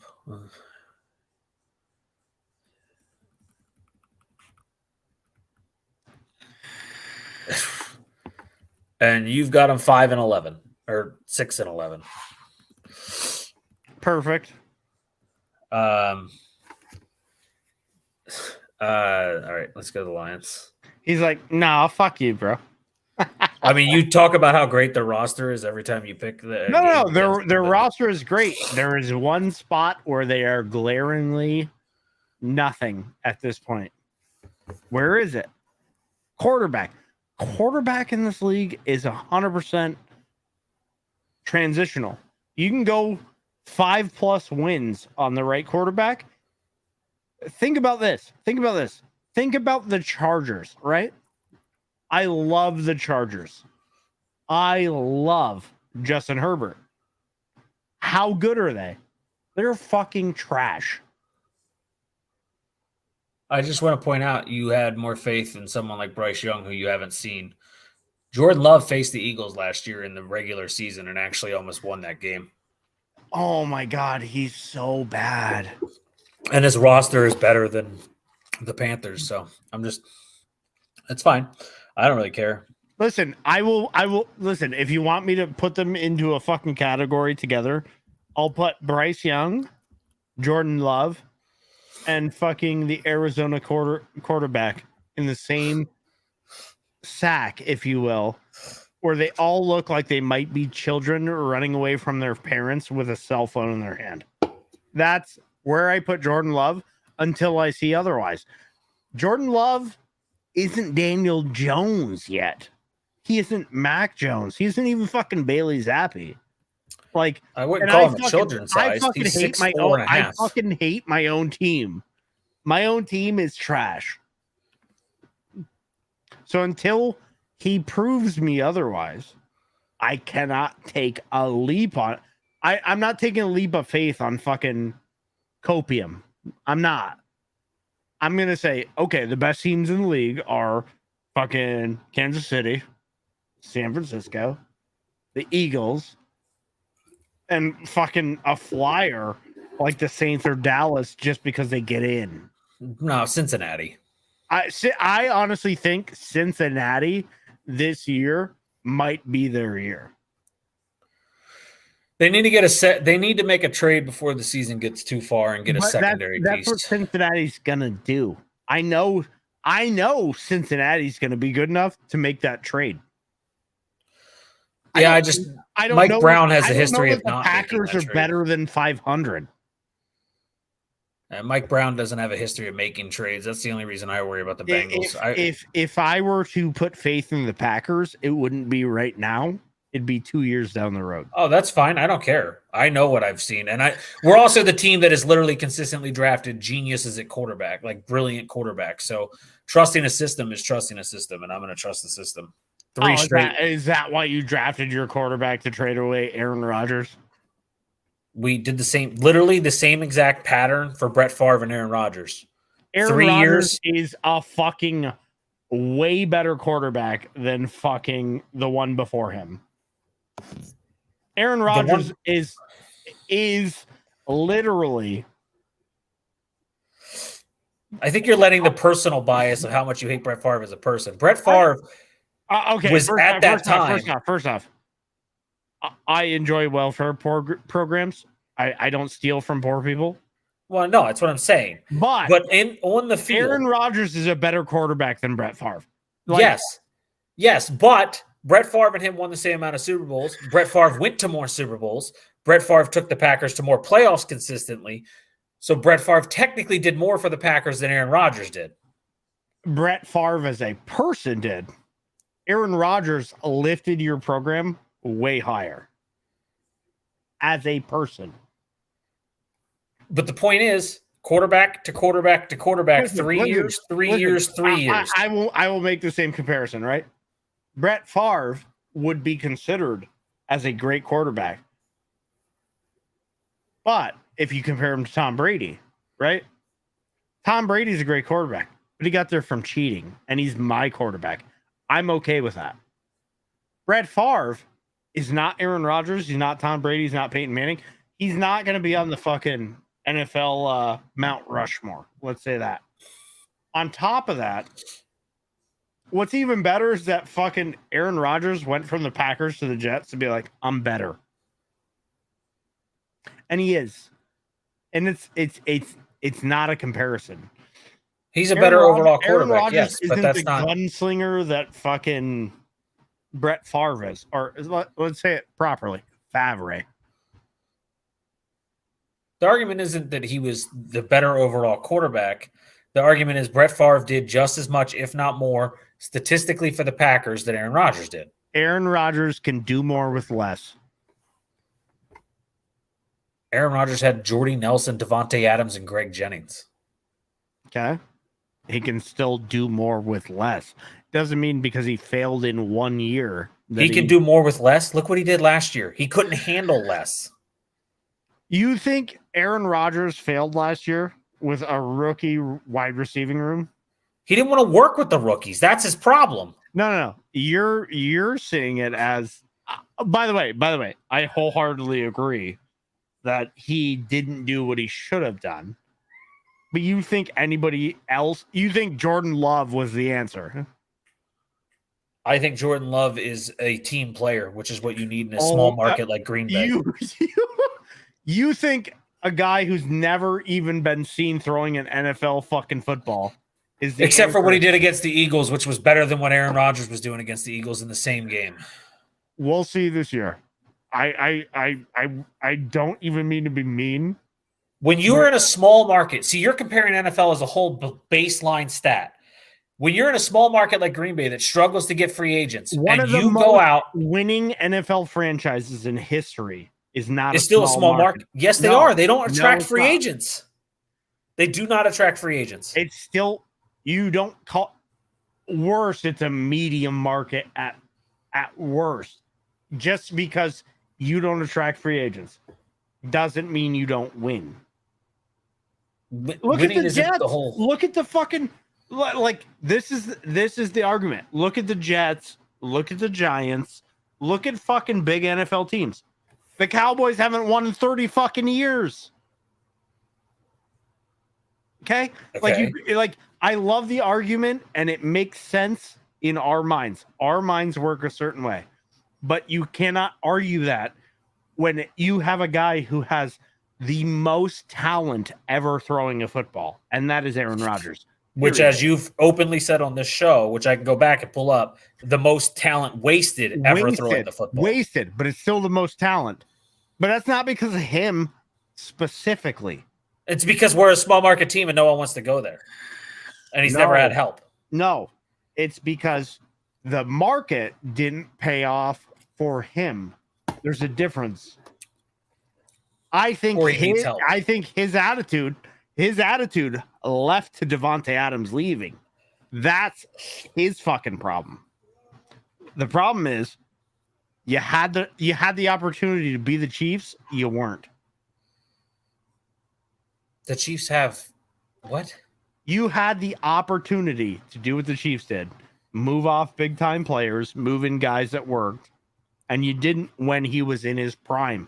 You waited too long to fucking do that for him, so he got sour. That's what happened. I think it's an Aaron problem. I think it's also a management problem. It's not solely on him. You had the opportunity to have 3 Super Bowls. You got 1. Well, he choked away every postseason we took him to. 13-3 2 times, and he choked it away. It's not on him. 0-4 against the 49ers. By the way, postseason. Niners are one of the best organizations in the NFL, so good luck. But Okay, but the point is Brady won how many Super Bowls with no weapons besides Gronk? But how are they built? They weren't just built. See, Green Bay built it upon Aaron. It wasn't just built upon Brady. No, they didn't. He had Aaron Jones and Jamal Williams, and then Aaron Jones and A.J. Dillon, and before that he had Amon Green. What? And where are we at now? Running backs are useless. So fuck off with that argument. He had the number 2 ranked defense in the NFL last year. Okay. He wanted Randall Cobb. Okay. At 35 years of age. The Giants needed what? The best defense in the NFL to win their 2 Super Bowls? They didn't have the best the second time. Okay. But they needed a miracle catch off a helmet. See what I'm saying? Like the Julian Edelman touchdown catch. It's literally a game of inches, and I'm in the negative here now. So I get it. I fully understand it. I get the Aaron argument. Like I always said, he's going to go down as the biggest waste of talent in the NFL, but his organization also has a part in that.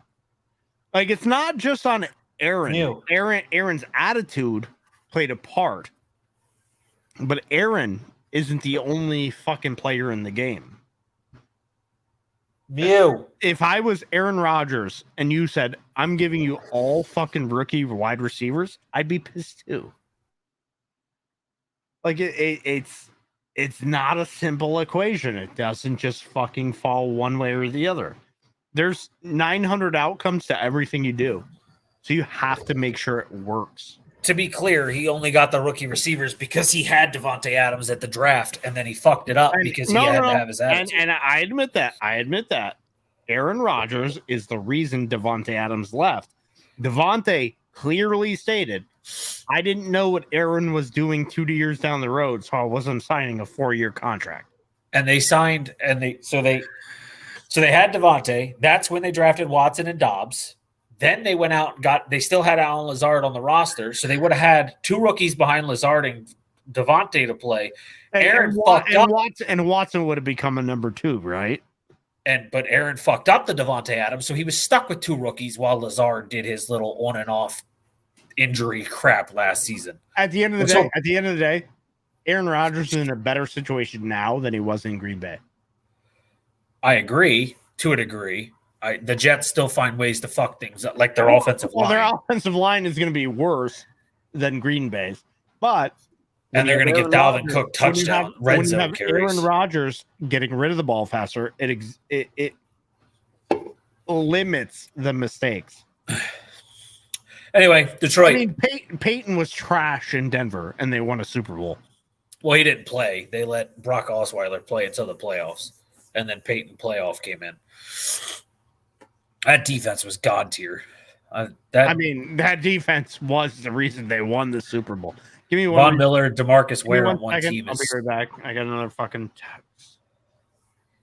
Von Miller and DeMarcus Ware on one team is stupid.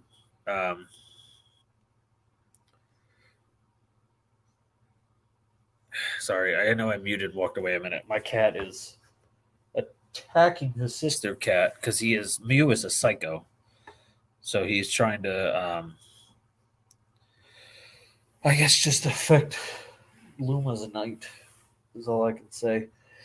The dogs got used to 2 walks a night, which I don't do on podcast night, and Cloud is eyeballing me. She's like, where's my second walk, ho?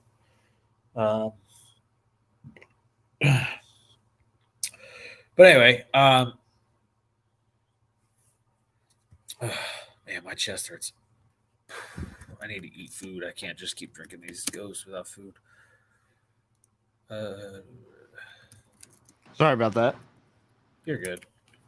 My boss is just incessant about this color we're supposed to get on Wednesday. All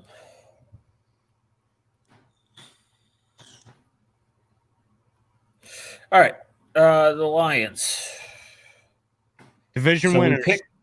We picked week 1, Thursday Night Football, starting the season entirely. The Super Bowl champs hosting the Detroit Lions. We both took the Chiefs.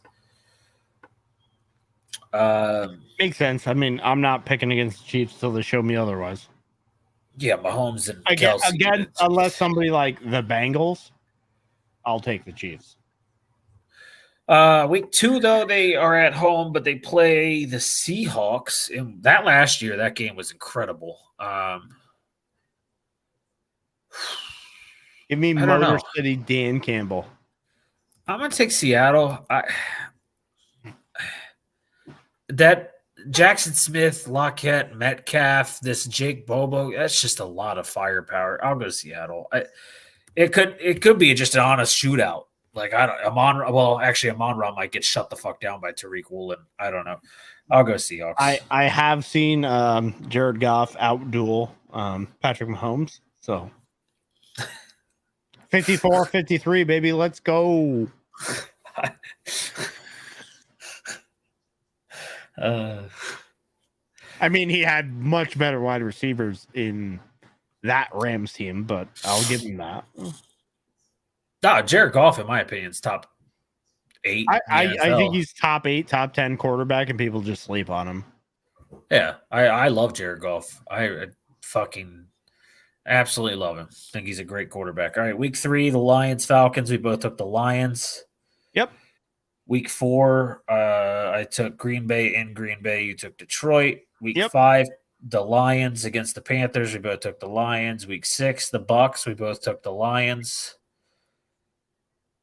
You're fucking psychotic. Week 7, we took the Ravens. Detroit at Baltimore. You took the Lions. That one's probably gonna change, but I'll leave it where it is for now. Took the Ravens. Week 8, we both took the Lions over the Raiders. That one's questionable, but it's in Detroit, so on Monday Night Football. So yeah, I'll stick the Lions, but the weapons that the Raiders have really.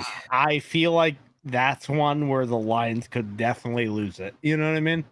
Yeah. Week 9 is the bye. Week 10 is at the Chargers. We both took the Chargers. Nobody's taking Lions over Chargers. Week 11. I mean, I only would because of the coaching. I'm going to be very clear. That coach for the Chargers, every game, I'm like, if they lose this game, I don't care if they're playing like the Commanders. I'm like, if they lose this game, Herbert could go like 0 for 25 with 3 interceptions. 100%. If the Chargers underperform this year, Staley has to be fired. 100%. Week 11, though. There's no fucking question. The dude can't win. With this roster right now, without the injury bug they tend to have. Like, if they get the injury bug, I can see that. With this fucking roster, if they lose, like, if they're like a 500 team, you fire him 100%. Yeah. Week 11, Lions, Bears. We both took the Lions. Week 12, Lions, Packers. We both took the Lions. Oh, I'm just looking at my wins and losses. Maybe that one changes. Maybe the earlier game at Green Bay changes. Right now, you have it 15-2. We've been 14-3. I know. Anyway, week 12 or week 13, sorry, at New Orleans, I took the Saints. You took the Lions. Here's where I would switch. I'll take the Saints here. Week 14, you took the Lions, Bears. I took the Bears in Chicago. You took the Lions. I'll keep them there. Denver, we both have the Lions. That one is subject to change, seeing as we don't know what Denver's going to be. Yeah, defense makes me nervous against this offense, but Jameson Williams will be playing, so maybe the offense can battle it. I don't know. Week 16, and I do like Laporta a lot at tight end. Week 16, Vikings, Lions. I took the Vikings. I don't remember doing that. And we did that like 2 fucking picks ago. I'm going to take the Lions here, but I think it's straight up a toss-up. I'll stick it. I don't know. I'm not that comfortable with that one. And then Week 17 at Dallas. You took the Cowboys. I took the Lions. Yeah, I'll keep the Dallas pick here. I think Lions, Dallas, Saints are kind of in the same position where they just kind of end up like 11-6, 12-4, 12-5, 13-4, just out of pure randomness, but none of them have a shot at winning the Super Bowl. Week 18, Minnesota. We both took the Lions. So let's see. Yep. 1, 2, 3, 4, 5, 6, 7. I have them at 9 and 8. I don't like that. I'm going to go take them over the Vikings. I'm going to go with 10 and 7. I think that's kind of like close to a floor for them. I think I'm the ceiling. You're the floor. No, I don't think 14 and 3 is a ceiling. That's insane. Oh, 13 and 4. Yeah. Okay. I actually think that's the ceiling for them. You'd be surprised.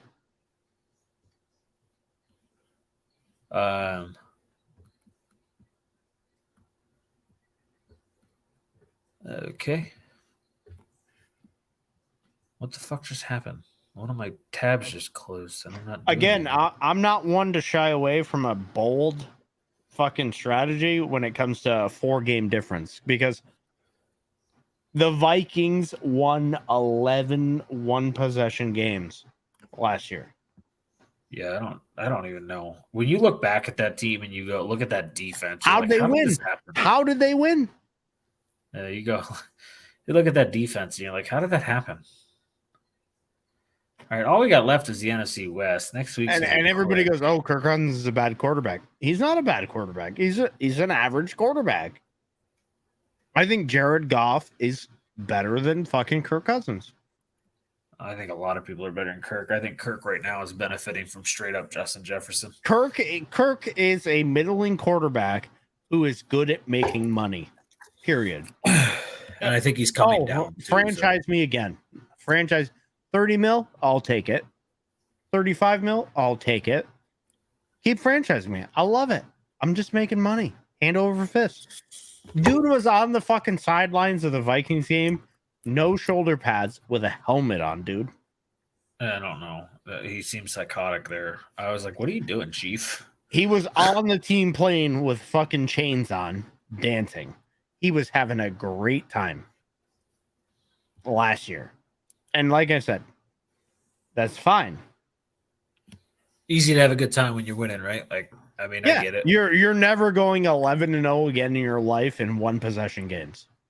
No. Ever. No team does that. Like, I don't even know. How did it even happen last year? They were, by the time they got to the playoffs, they were so fucking bad. People were like, these guys aren't winning a fucking game. And that's what I mean. That's a fucking season's difference, right? Like, you could be dominant.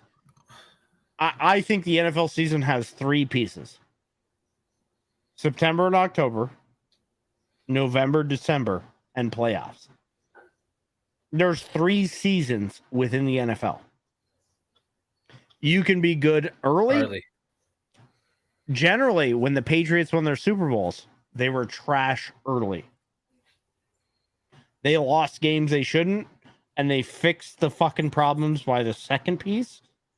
And through November and December, they were undefeated. And then they got to the playoffs, and they were rolling. I think that's a pretty good formula. It might not be perfect, but if you win 7, 6, 7, 8 games, October, November, going into playoffs, you know where the fuck you stand. Yeah, the record's on the line, by the way. 24 games unbeaten in the preseason. Baltimore? Yeah, the Commanders are going for a 49-yarder with 12 seconds left. And he got it. They're up 29-28 with 9 seconds to play. Well, good thing you only have to make it to the 40-yard line for Justin Tucker to make it. I mean, it'll be 24 games. It's still the NFL record. Like, that's nuts. I know it's just preseason, but like, who wins 24 straight preseason games? The Ravens, because we tried. Right? They showed the thing earlier, most consecutive preseason games currently in the NFL, and it was like 24 for the Ravens, and second was the Steelers with 5.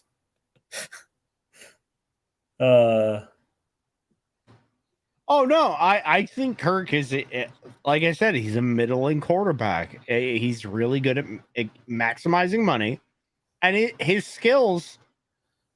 I would take him over like a Dak Prescott. I would take him over. I think the serious comparison would be like, do you take him over Jimmy G? Right? Jimmy G also wins games, so who do you take? Because they seem to have very similar traits. They don't seem to be top 10, but they win games. So where is the trade-off there? Like, is it Mac Jones? Is it Jordan Love? And those are the guys you really don't know what they're capable of. So that's what I'm saying. Like, I've been a Kirk Cousins ride or die for a long time as like a secondary pick in a fantasy league because people sleep on him. Yeah, no, his fucking numbers are outrageous, but in big games he shrinks. So you can't count on him week to week. If it's against a no-name team, great. Good time. Prime time against a team, I don't want Kirk Cousins. I'll fucking take Jimmy G. Yeah, for the record, he's 1-5 in the postseason. Dak Prescott's 2-4, and Jimmy G's like 13-5 or something. By the like way, that. in Kirk Cousins' defense, he's been on teams where they hit the fucking upright 3 times. Oh, I know. I'm just saying, like, he's not, like you were saying, all postseason games are prime time, and those are prime time. Just he doesn't win them because he doesn't gain a lead. He's just good enough to keep you in it, and then you're relying on a kicker. And you might not have the best kicker, as to where Tom Brady fucking got you there, marches up the field in the 2-minute drill, and you have the best kicker in the league.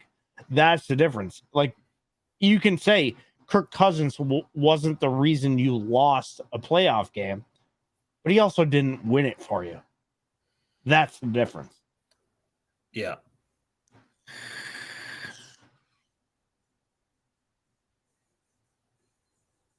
We're not saying that. Not But we're everybody saying can be a Tom Brady, but you have to put guys into what they are. Like, you have to piece them in. Kirk Cousins is not Tom Brady. I'm not saying that. What Kirk I'm saying is Kirk Cousins is the most average quarterback in the NFL anytime you want to see it. He's the best at being average. He's what you want if you don't have the top 8. Right. He is a 10, 12, 15 quarterback, depending on how the league swings. Like, yeah, he's not like he's. I'm trying to think of a good. I honestly like Kirk Cousins. I really do. But he's not going to be in your top 5.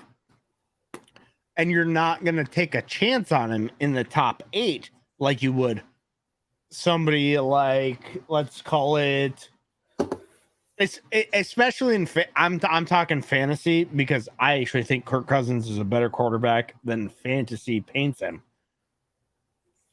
I wouldn't take him over a Dak Prescott. Dak Prescott gets more garbage time yards. As long as Dak is healthy, he's a better quarterback fantasy-wise. I think Dak overall is a worse quarterback than Kirk Cousins. I like Herbert, Mahomes, Burrow, Hurts. Fuck. I like Jimmy G better than I like Dak. But if you give me a good year out of fucking Kirk Cousins, I like Cousins better than Jimmy G. I fucking hate, like, Dak is, he is what he is. He might be a top 20 quarterback. Without Zeke, and one CD Lamb injury and he's fucking toast. Like, he is so bad. Like, I literally, Matt, you can attest, the fucking 10 interceptions or less is a joke. He'll have 10 by bye week. Thank you. I mean, it's pretty easy to, like, there's guys that are miles on the road. Jordan Love could be way better than I think, but until he fucking proves me otherwise, he's at the bottom. Say Bryce Young.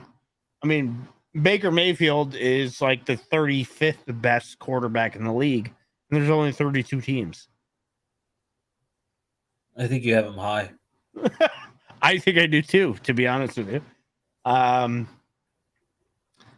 just think there's some teams that just don't fucking read the room well. That's it. Like I said, I 100% think Kirk. I might be underselling Kirk when I tell he's top 15. He's probably 12, 11. So when it comes to starters today that we have seen, so I'm not going to count Love, I'm not going to count the rookies. So when it comes to starters today that we have seen, I would take, and I'm just going to go by division, so bear with me here, but I would take Allen, Rodgers, yep, Lamar, yep, Burrow, yep, Lawrence, yep. I would say Jimmy G just because he doesn't choke and clutch. Right now, yes, I would take that. Mahomes, yep. Herbert, yep. Hurts, yep. Goff, yep. That's 10. That's 10 right now. I would take Geno right now. Yep, I actually would too. Maybe Purdy. Iffy. Depending on what he does this season. Yeah, I'm iffy. I would still take Stafford. I know his line sucks, but I would take Stafford as the better player. Stafford's a better quarterback, period. And then maybe Kyler. Maybe. I don't agree with you on that one, so that puts him at 13. You would have him at 14. I'd have him at 13. I'm not I sure. I think Kyler overall as a prospect is. How are you better. not? Hold on. Yeah, I saw this comment and I wanted to fucking agree. I was like, what the fuck? Hold on. 1 year under Doug Peterson, he took a team that hadn't been relevant or good at quarterback in so long. He put up numbers. Wasn't he at the end of the year? I don't think he understood what Trevor Lawrence, what he did last year. The last 8 weeks of the season, he had the best stats in the league behind only Patrick Mahomes. And before that, he was only beaten by a couple guys like Geno, who was having a fucking career year. Okay, he sucked his rookie year. He sucked behind a bad O-line, no receivers, and Urban Meyer as your head coach. Anybody would suck. I don't. There's nobody good with that. Hold on. Trevor Lawrence last year was 25 touchdowns to 8 interceptions. Which, with who is his receivers? Do you know who his top receiver was last year? Because I don't. Probably besides Evan Engram. Kirk Cousins last year, since you're saying small body of work, we'll just compare it by last year alone. Had 29 touchdowns and 14 picks, almost double the interceptions throwing to Justin Jefferson, Adam Thielen, and Hawkinson. He got Hawkinson. He has the best receiver in the NFL, and we're talking about Kirk Cousins. But you want to whole season. I'm saying whole season. He almost undersell Trevor Lawrence. Trevor can run. I know how much it hurts that people just choked on Trevor Lawrence as a generational talent, right? I get that. But he had a fucking coach who didn't care his first year, who had no fucking clue what was going on his own team, getting, a couple fingers deep in some fucking poon at the local bar. And he ran for 5 touchdowns to add on to his. He is the reason that team won games. And and you can claim everything you want about him being middling. He lived up to every fucking point of being a generational talent last year when he got Doug Peterson as a quarterback or as a coach to his quarterback. And reminder, he's only 23. I don't know if you even watched him the year before when they sucked. He has the arm to throw every fucking throw Justin Herbert throws. He has to learn precision, yes, but he can throw every fucking throw the NFL needs. And he's 23. If I were to follow your argument, I would also have to follow the argument that Justin Herbert sucks.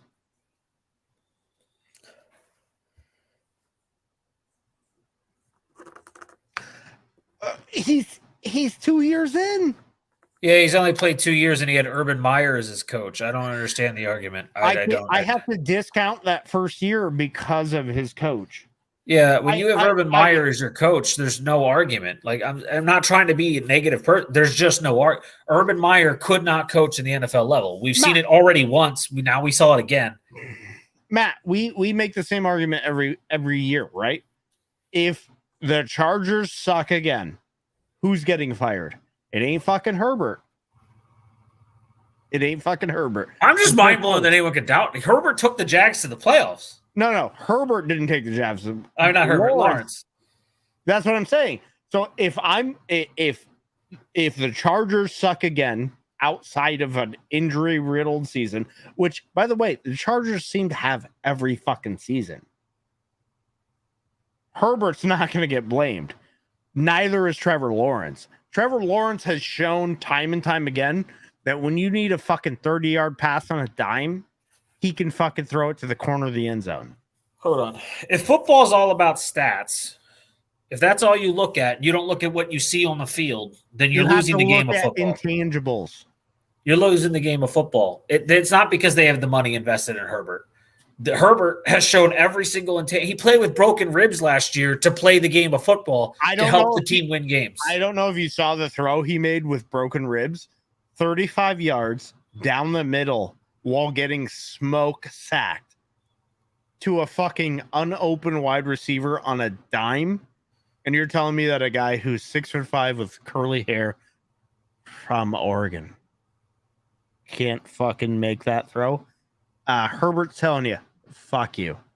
By the way, Trevor Lawrence is the same person that Justin Herbert is, in my opinion. I think they are very prototypical. Same. Big arm, strong, can make any NFL throw. I watched Trevor Lawrence his first year under fucking duress throw a 35-yard dart to the back corner of the end zone while getting sacked. Trevor Lawrence is an NFL quarterback. I believe that way more than I believe that fucking Kyler Murray is an NFL quarterback. Kyler Murray has scramble presence, but he's not fucking Trevor Lawrence. Trevor Lawrence is generational talent. People want to fucking claim otherwise because he hasn't won yet. He's got time. Kyler Murray. He threw 5 touchdowns in his first postseason game last year as a second-year player. Who? Against who? The Chiefs. Oh, who? He threw 5 touchdowns. Oh, thank you. He's a fucking generational quarterback. And people keep being like, you say generational every year. It's like, no. I don't say generational every year. I say generational about the right people every year. Herbert has the talent to be generational. He hasn't been there yet. Lawrence has elevated a worse team. Like, let's not fucking let's call a spade a spade. Lawrence has elevated a much worse team than Justin Herbert has. Hold on. I need to know. Kyler Murray went to a team that was winning and made it worse.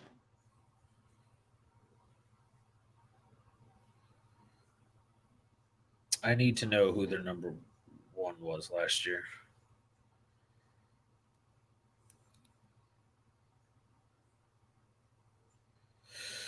Let's find out.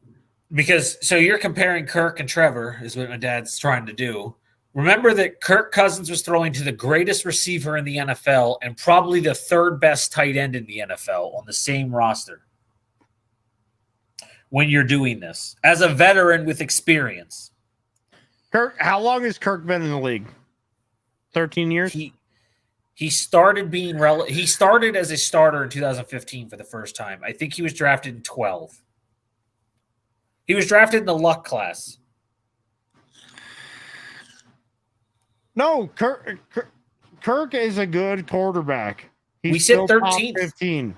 We said 13th, which there's 16 quarterbacks, 32 quarterbacks in the NFL. 16 is half. He's slightly above midway, which is he's a middling, above average quarterback who knows how to make money. We're not saying he's bad. We're saying when you're supposed to be good and you have to play in prime time when you start to get good and when you start to have a good team. Never wins a primetime game. He's 12-20 in prime time. Win the big game. And he's 12-20 in prime time and 1-5 in the postseason. No matter what you want to say, I don't care how good your stats are. When you can't win in the big game or in the playoffs, what are you doing for your team? It's the same thing Dodd always says about Rodgers. He's a generational talent, but he's a generation wasted talent if he can't get to another Super Bowl because all that talent means nothing when you can't win in the playoffs or in the postseason. Like, your numbers are cool, but are you really that great? Like, when people go down and go, when you look at Tom Brady, and I'm not trying to shit on Tom Brady because I do think he's the greatest quarterback to ever play the game. But when you look at Tom Brady, you look at the way he throws the ball. You look at how strong his arm was. You look at how accurate he was. You look at his athleticism. You combine all that, he's not a top 3 quarterback in NFL history when you look at all of those things. Yeah. Not a fucking chance. But he could win the game, and he was clutch, and nothing bothered him, and he won in prime time. Here's how things. Here is how I would describe Tom Brady. Tom Brady is the greatest 2 minutes to get you into Adam Vinatieri field goal range quarterback ever. Actually, I watched BDGE. There are guys from New York that do these trivia videos and stuff. They actually did who has the most comeback wins in NFL history, and they did a list of like the top 15. Tom Brady's 1. Peyton was 2. I didn't expect this one. Elway was 3rd. Elway is 3. But who people don't ever think of, which is regardless of his nickname, blew my mind, Matt Ryan was 4. Yeah. People forget that. Here's the thing, is that QB isn't always about stats, right? Like if Steve Young played in today's NFL, he'd be one of the top QBs. His ability at the time to do what he did fits this NFL better than the NFL he played in. Okay? It's similar. It's very similar now, right? Everybody's like pocket passer. Tom Brady, Peyton Manning. Okay, that's not the NFL anymore. It's not the same. Tom Brady even said, if I threw over the middle against Ray Lewis, he was going to decapitate my wide receivers. I didn't throw over the middle. Then here's the thing about Tom Brady's career. Tom Brady had 3 Hall of Fame careers in one career. If you look at it from a numbers perspective, because they didn't win for 10 years in between. Early on, when he took over for Bledsoe, it was one career. When he got Randy Moss, it was a whole different career because he could just throw the ball as far as he could, and that fucking guy outran everybody. I watched Randy Moss catch a ball 5 yards past his best defender, one-handed like this. And he just catches the ball in one hand as he's crossing the goal line. And it was for like his 50th touchdown of the year. Okay. I witnessed that. In his late stages, they ran the ball 100%. And had Gronk. So you ran the ball, and then Gronk ran a 30-yard out route, and nobody could cover him because he's 6'9", Guy led the league in 290 pounds. Guy has the record in NFL. I know it's not a record people talk about, but Guy has the record for the NFL for most 1-yard touchdowns, Mr. Rob Gronkowski, because it was just a simple little. What are you gonna do? The guy's gonna make it in cut, and you're gonna try and tackle him. You're gonna try. By the way, also, what is fucking mind-boggling is people don't talk about this. The Seattle Seahawks had the opportunity to fucking disrupt his entire career. And instead of handing the ball to Marshawn Lynch, we're going to run a fucking 1-yard in route. We're going to run a 1-yard in route pass. We're going to run Marshawn Lynch, who bounces off of fucking cars in Oakland. Can't get 1 yard. We're going to throw we're going to have Russell Wilson throw a pass. That is Pete Carroll's biggest mistake of his entire fucking career. And by the way, it's not even Pete's fault, because there was debate that Russ changed the play. Well, you know who the offensive coordinator was, right? The fucking dickhead Joe Lombardi that was coaching Justin Herbert for the past 2 years. You're saying a terrible coordinator is a terrible coordinator and a coach actually makes a difference? God. We'll see how good Bieniemy is this year. I really think he can make the Commanders better. But so I don't agree with this because your statement here, because Tom Brady won Super Bowls besides Gronk with a cast of literally you could have taken them out of the stands type receivers, and he was winning Super Bowls. The cast helps, but you can do it with nobodies. If you're here's the thing. I tell this to people all the time, right? Just like the Giants beat the Patriots in their undefeated season because David Tyree catches a fucking ball of his helmet, right? David fucking Tyree of all people. But here's the thing. That is when you put the best two fucking teams. That is the defining moment between the best two fucking teams in the playoffs. And people will argue this all the time. I'm a Patriots fan. I got to live fucking multiple championships in my life. But it would be fucking stupid for me not to acknowledge the fact that David Tyree catches a ball off his helmet and fucking makes the play of a century. But you also have to think that fucking catch by not Amendola. I'm losing the name. Brain not working. After Amendola. Slot receiver for the Patriots after Amendola, best slot receiver ever. Edelman. When he makes that catch against Atlanta, where he puts his hand under the ball. Yeah. After it bounces off a leg. Like, you can't, like, that's not Tom Brady. That's just a dude making a fucking play. So, like, Vinatieri kicks the longest field goals at the time to win championships. And we're like, oh, it's Tom Brady. Tom Brady kept you in the situation. Somebody else won it. You know what I mean? Like, it's Peyton Manning, Denver Broncos. Peyton Manning didn't win that Super Bowl. He was the best quarterback at the time. And by the way, he wasn't. His fucking neck was broken. His fucking head was swelling. Whatever.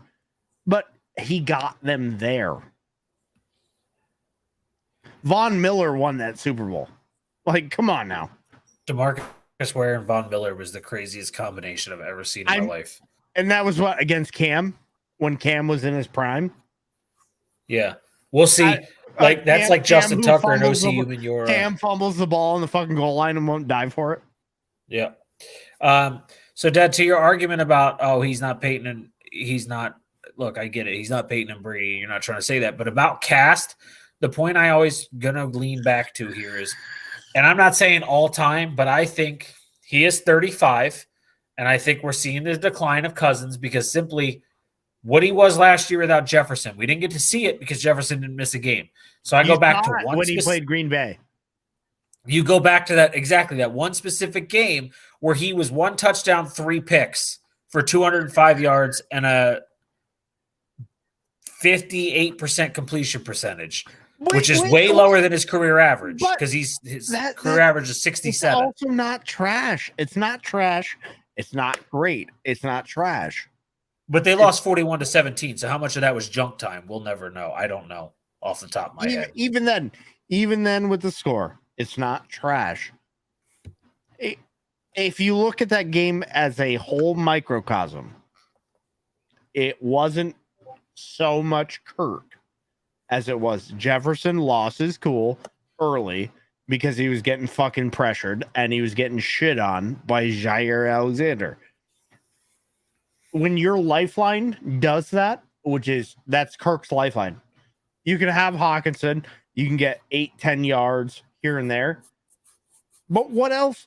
Dalvin Cook, fucking declining running back. I say this over and over again. I don't know what the I don't think the Jets signing him is that great. I think it's horrendous, to be honest. I think it's trash.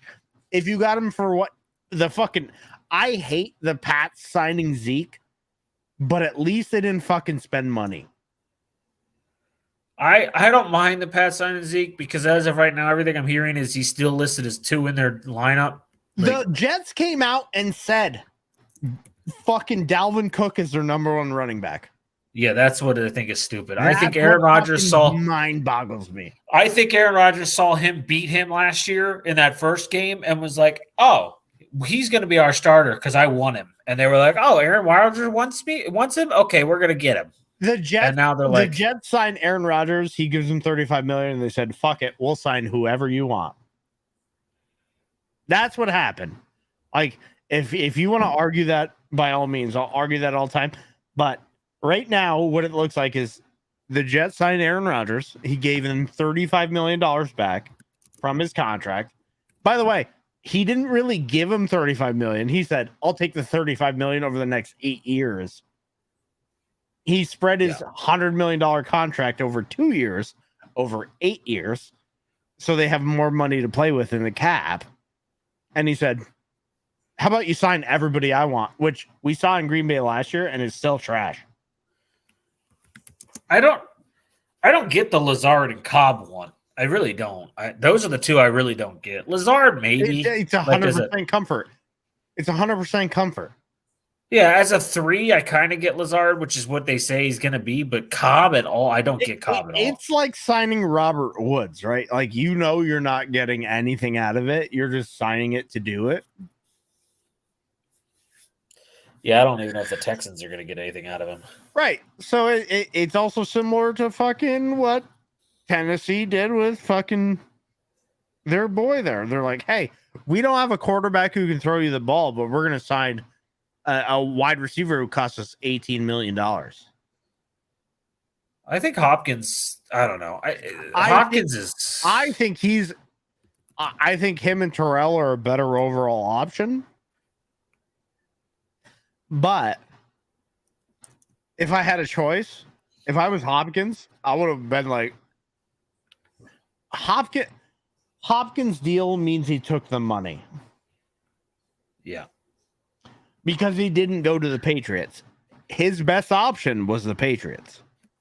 Not Doug Peterson. Bill O'Brien. Bill O'Brien with Mac Jones would have been his best option. I guarantee you they offered him a shit contract. That report actually came out. It was a 2-year, $7 million contract. Yeah, so and he got $18 million to go to Tennessee. Yeah.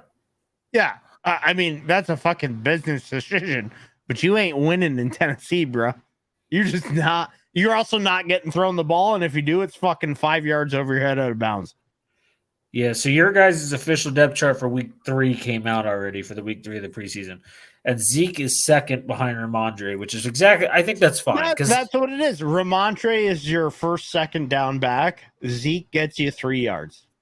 Yeah, because like you had fucking Ty Montgomery as the backup originally. And I was like, Zeke is a meatball, right?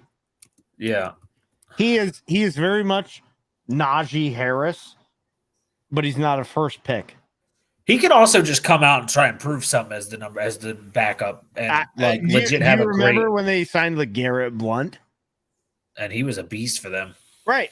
That's what I mean. Like he isn't going to be your primary pick because Ramondre Stevenson is that dude.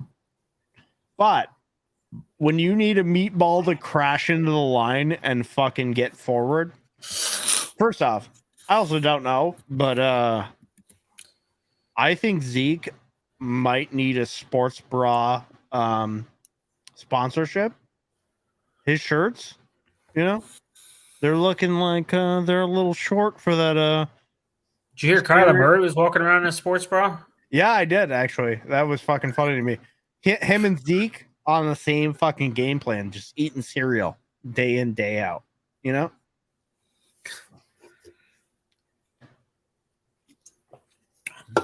That's cute, Kyler.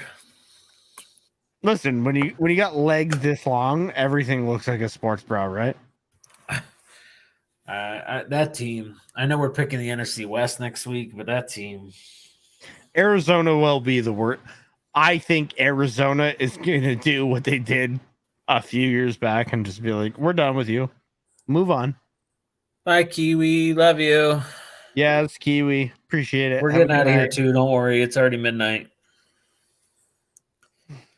But I don't know. We got a lot of conversation today, guys. Next week, we're going to be shorter because we only have the NFC West. We're going to probably talk about MVP race. We'll talk rookies of the year. We'll have conversation like that. We'll talk final week of the preseason. And we'll start talking about fantasy because the draft is approaching rapidly.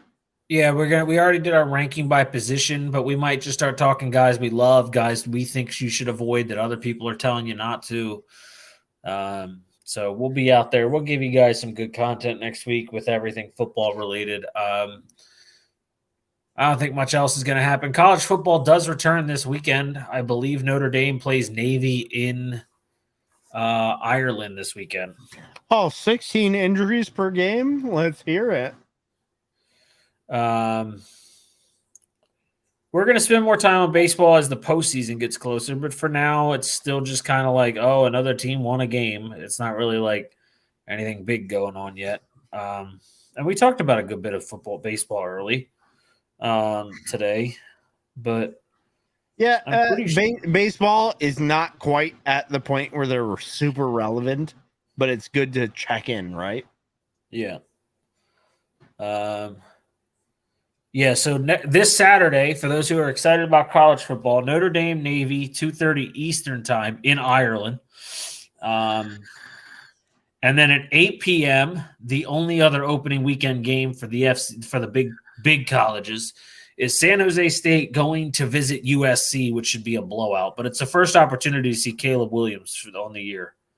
Who might win the Heisman back-to-back? He might. He might indeed. Maybe. Like, there's expectation. So there's might. The short list already came out for the players, and he's 1. Drake May is 2. The Ohio State quarterback is 3. That's not going to happen. I don't really think he's that good. Drake May might be the only person that I really think upsets Caleb Williams. And then it all depends on how USC plays this year. Yeah, and I saw number 5 on the list, though, was Braylon Allen, the 19-year-old running back out of Wisconsin. He's got a shot. I tell people this all the time. It's funny that people don't look at anybody outside of quarterback anymore, right? But yeah, I mean, he literally broke Jonathan Taylor's record as an 17-year-old freshman. You should always look at the guy who's an underdog, especially. I know we don't always condone betting here, but if you're a betting person, I do. I love betting. If you're a betting person, you never take the over. No, and the reason I say that is because you take a guy who might be an underdog. Because if you're betting $5, don't ever bet the sure bet. Bet a fucking under. I always take the underdog on sports. If you're betting $5, it's better to get paid off. Yeah, football is the only thing I ever really feel comfortable betting on DraftKings. I will say, though, I had $2 left on my account last weekend at the Indianapolis road course. And the dude from Japan that's a Formula One champion, I don't remember his name now. But he was like a plus 8,000, and he's a road course guy because he was Formula One. So I put my $2 on him. I would have won like $183 or some shit, and I was like, why not? You never bet the guy that's the fucking favorite, right? Like I'm not. If I bet, which I don't bet often, I never bet favorites. You don't make money betting $5 on favorites. You make money betting on favorites if you have a lot of money. And to answer your question, no. He looks like shit. Yeah, he's not the starter this year. No. He's third string. I just pulled up their depth chart. He's listed as third. They're paying him millions of dollars for the marketing, but he's not the starter. I know they say he's supposed to be the biggest deal ever, and in 2 years he'll be the guy. I watched his inner squad. Would you like to bet $5 on him transferring shortly? I'm not going to bet against it. I'm pretty sure he has to. Somebody's going to be like, "Oh, he's sitting the bench. We'll pay him more." Yeah, you know who? Next year when Caleb Williams is gone, USC will be like, "Hold up." But if he goes there, I believe in Lincoln Riley. Like Lincoln Riley's a quarterback guru. He's kind of like Doug Peterson, right? Doug Peterson is a quarterback guru. Yeah, or that guy, I can't think of his name, and I feel bad. The coach that passed away that was in college football at Ole Miss this year. I can't think of his name. He's also a quarterback guru. But anyway, all right, we're gonna roll because it's midnight and it's late and brain not work. Mike Leach. Mike Leach, thank you. Yep, another quarterback genius. Loved Mike Leach. But have a great night, everybody. We'll be back next Monday at 8. I'm still looking for people who want to talk NASCAR, sports in general, other nights. I don't really care what sport, wrestling. Shorter show next week. Week after we got the draft. We're going to have a lot of fun in the draft. If you guys want to play fantasy football, hit us up. Well, I'll keep berating people anyway, so it'll be everywhere. The same way. So please, if you want to play, we have a deep draft. We draft IDP, so draft individual defensive players as well. Got to have knowledge of players, but it's fucking super fun. Yeah. And I love fantasy football, so I'll do any fantasy leagues. You know, you and I, we're two of the deepest knowledge players. So, all right, guys, have a good night, everyone. My address so I can get my belt. You know. Yeah. All right, I'm hitting that broadcast. Have a good night, everybody. Night, guys. What the hell was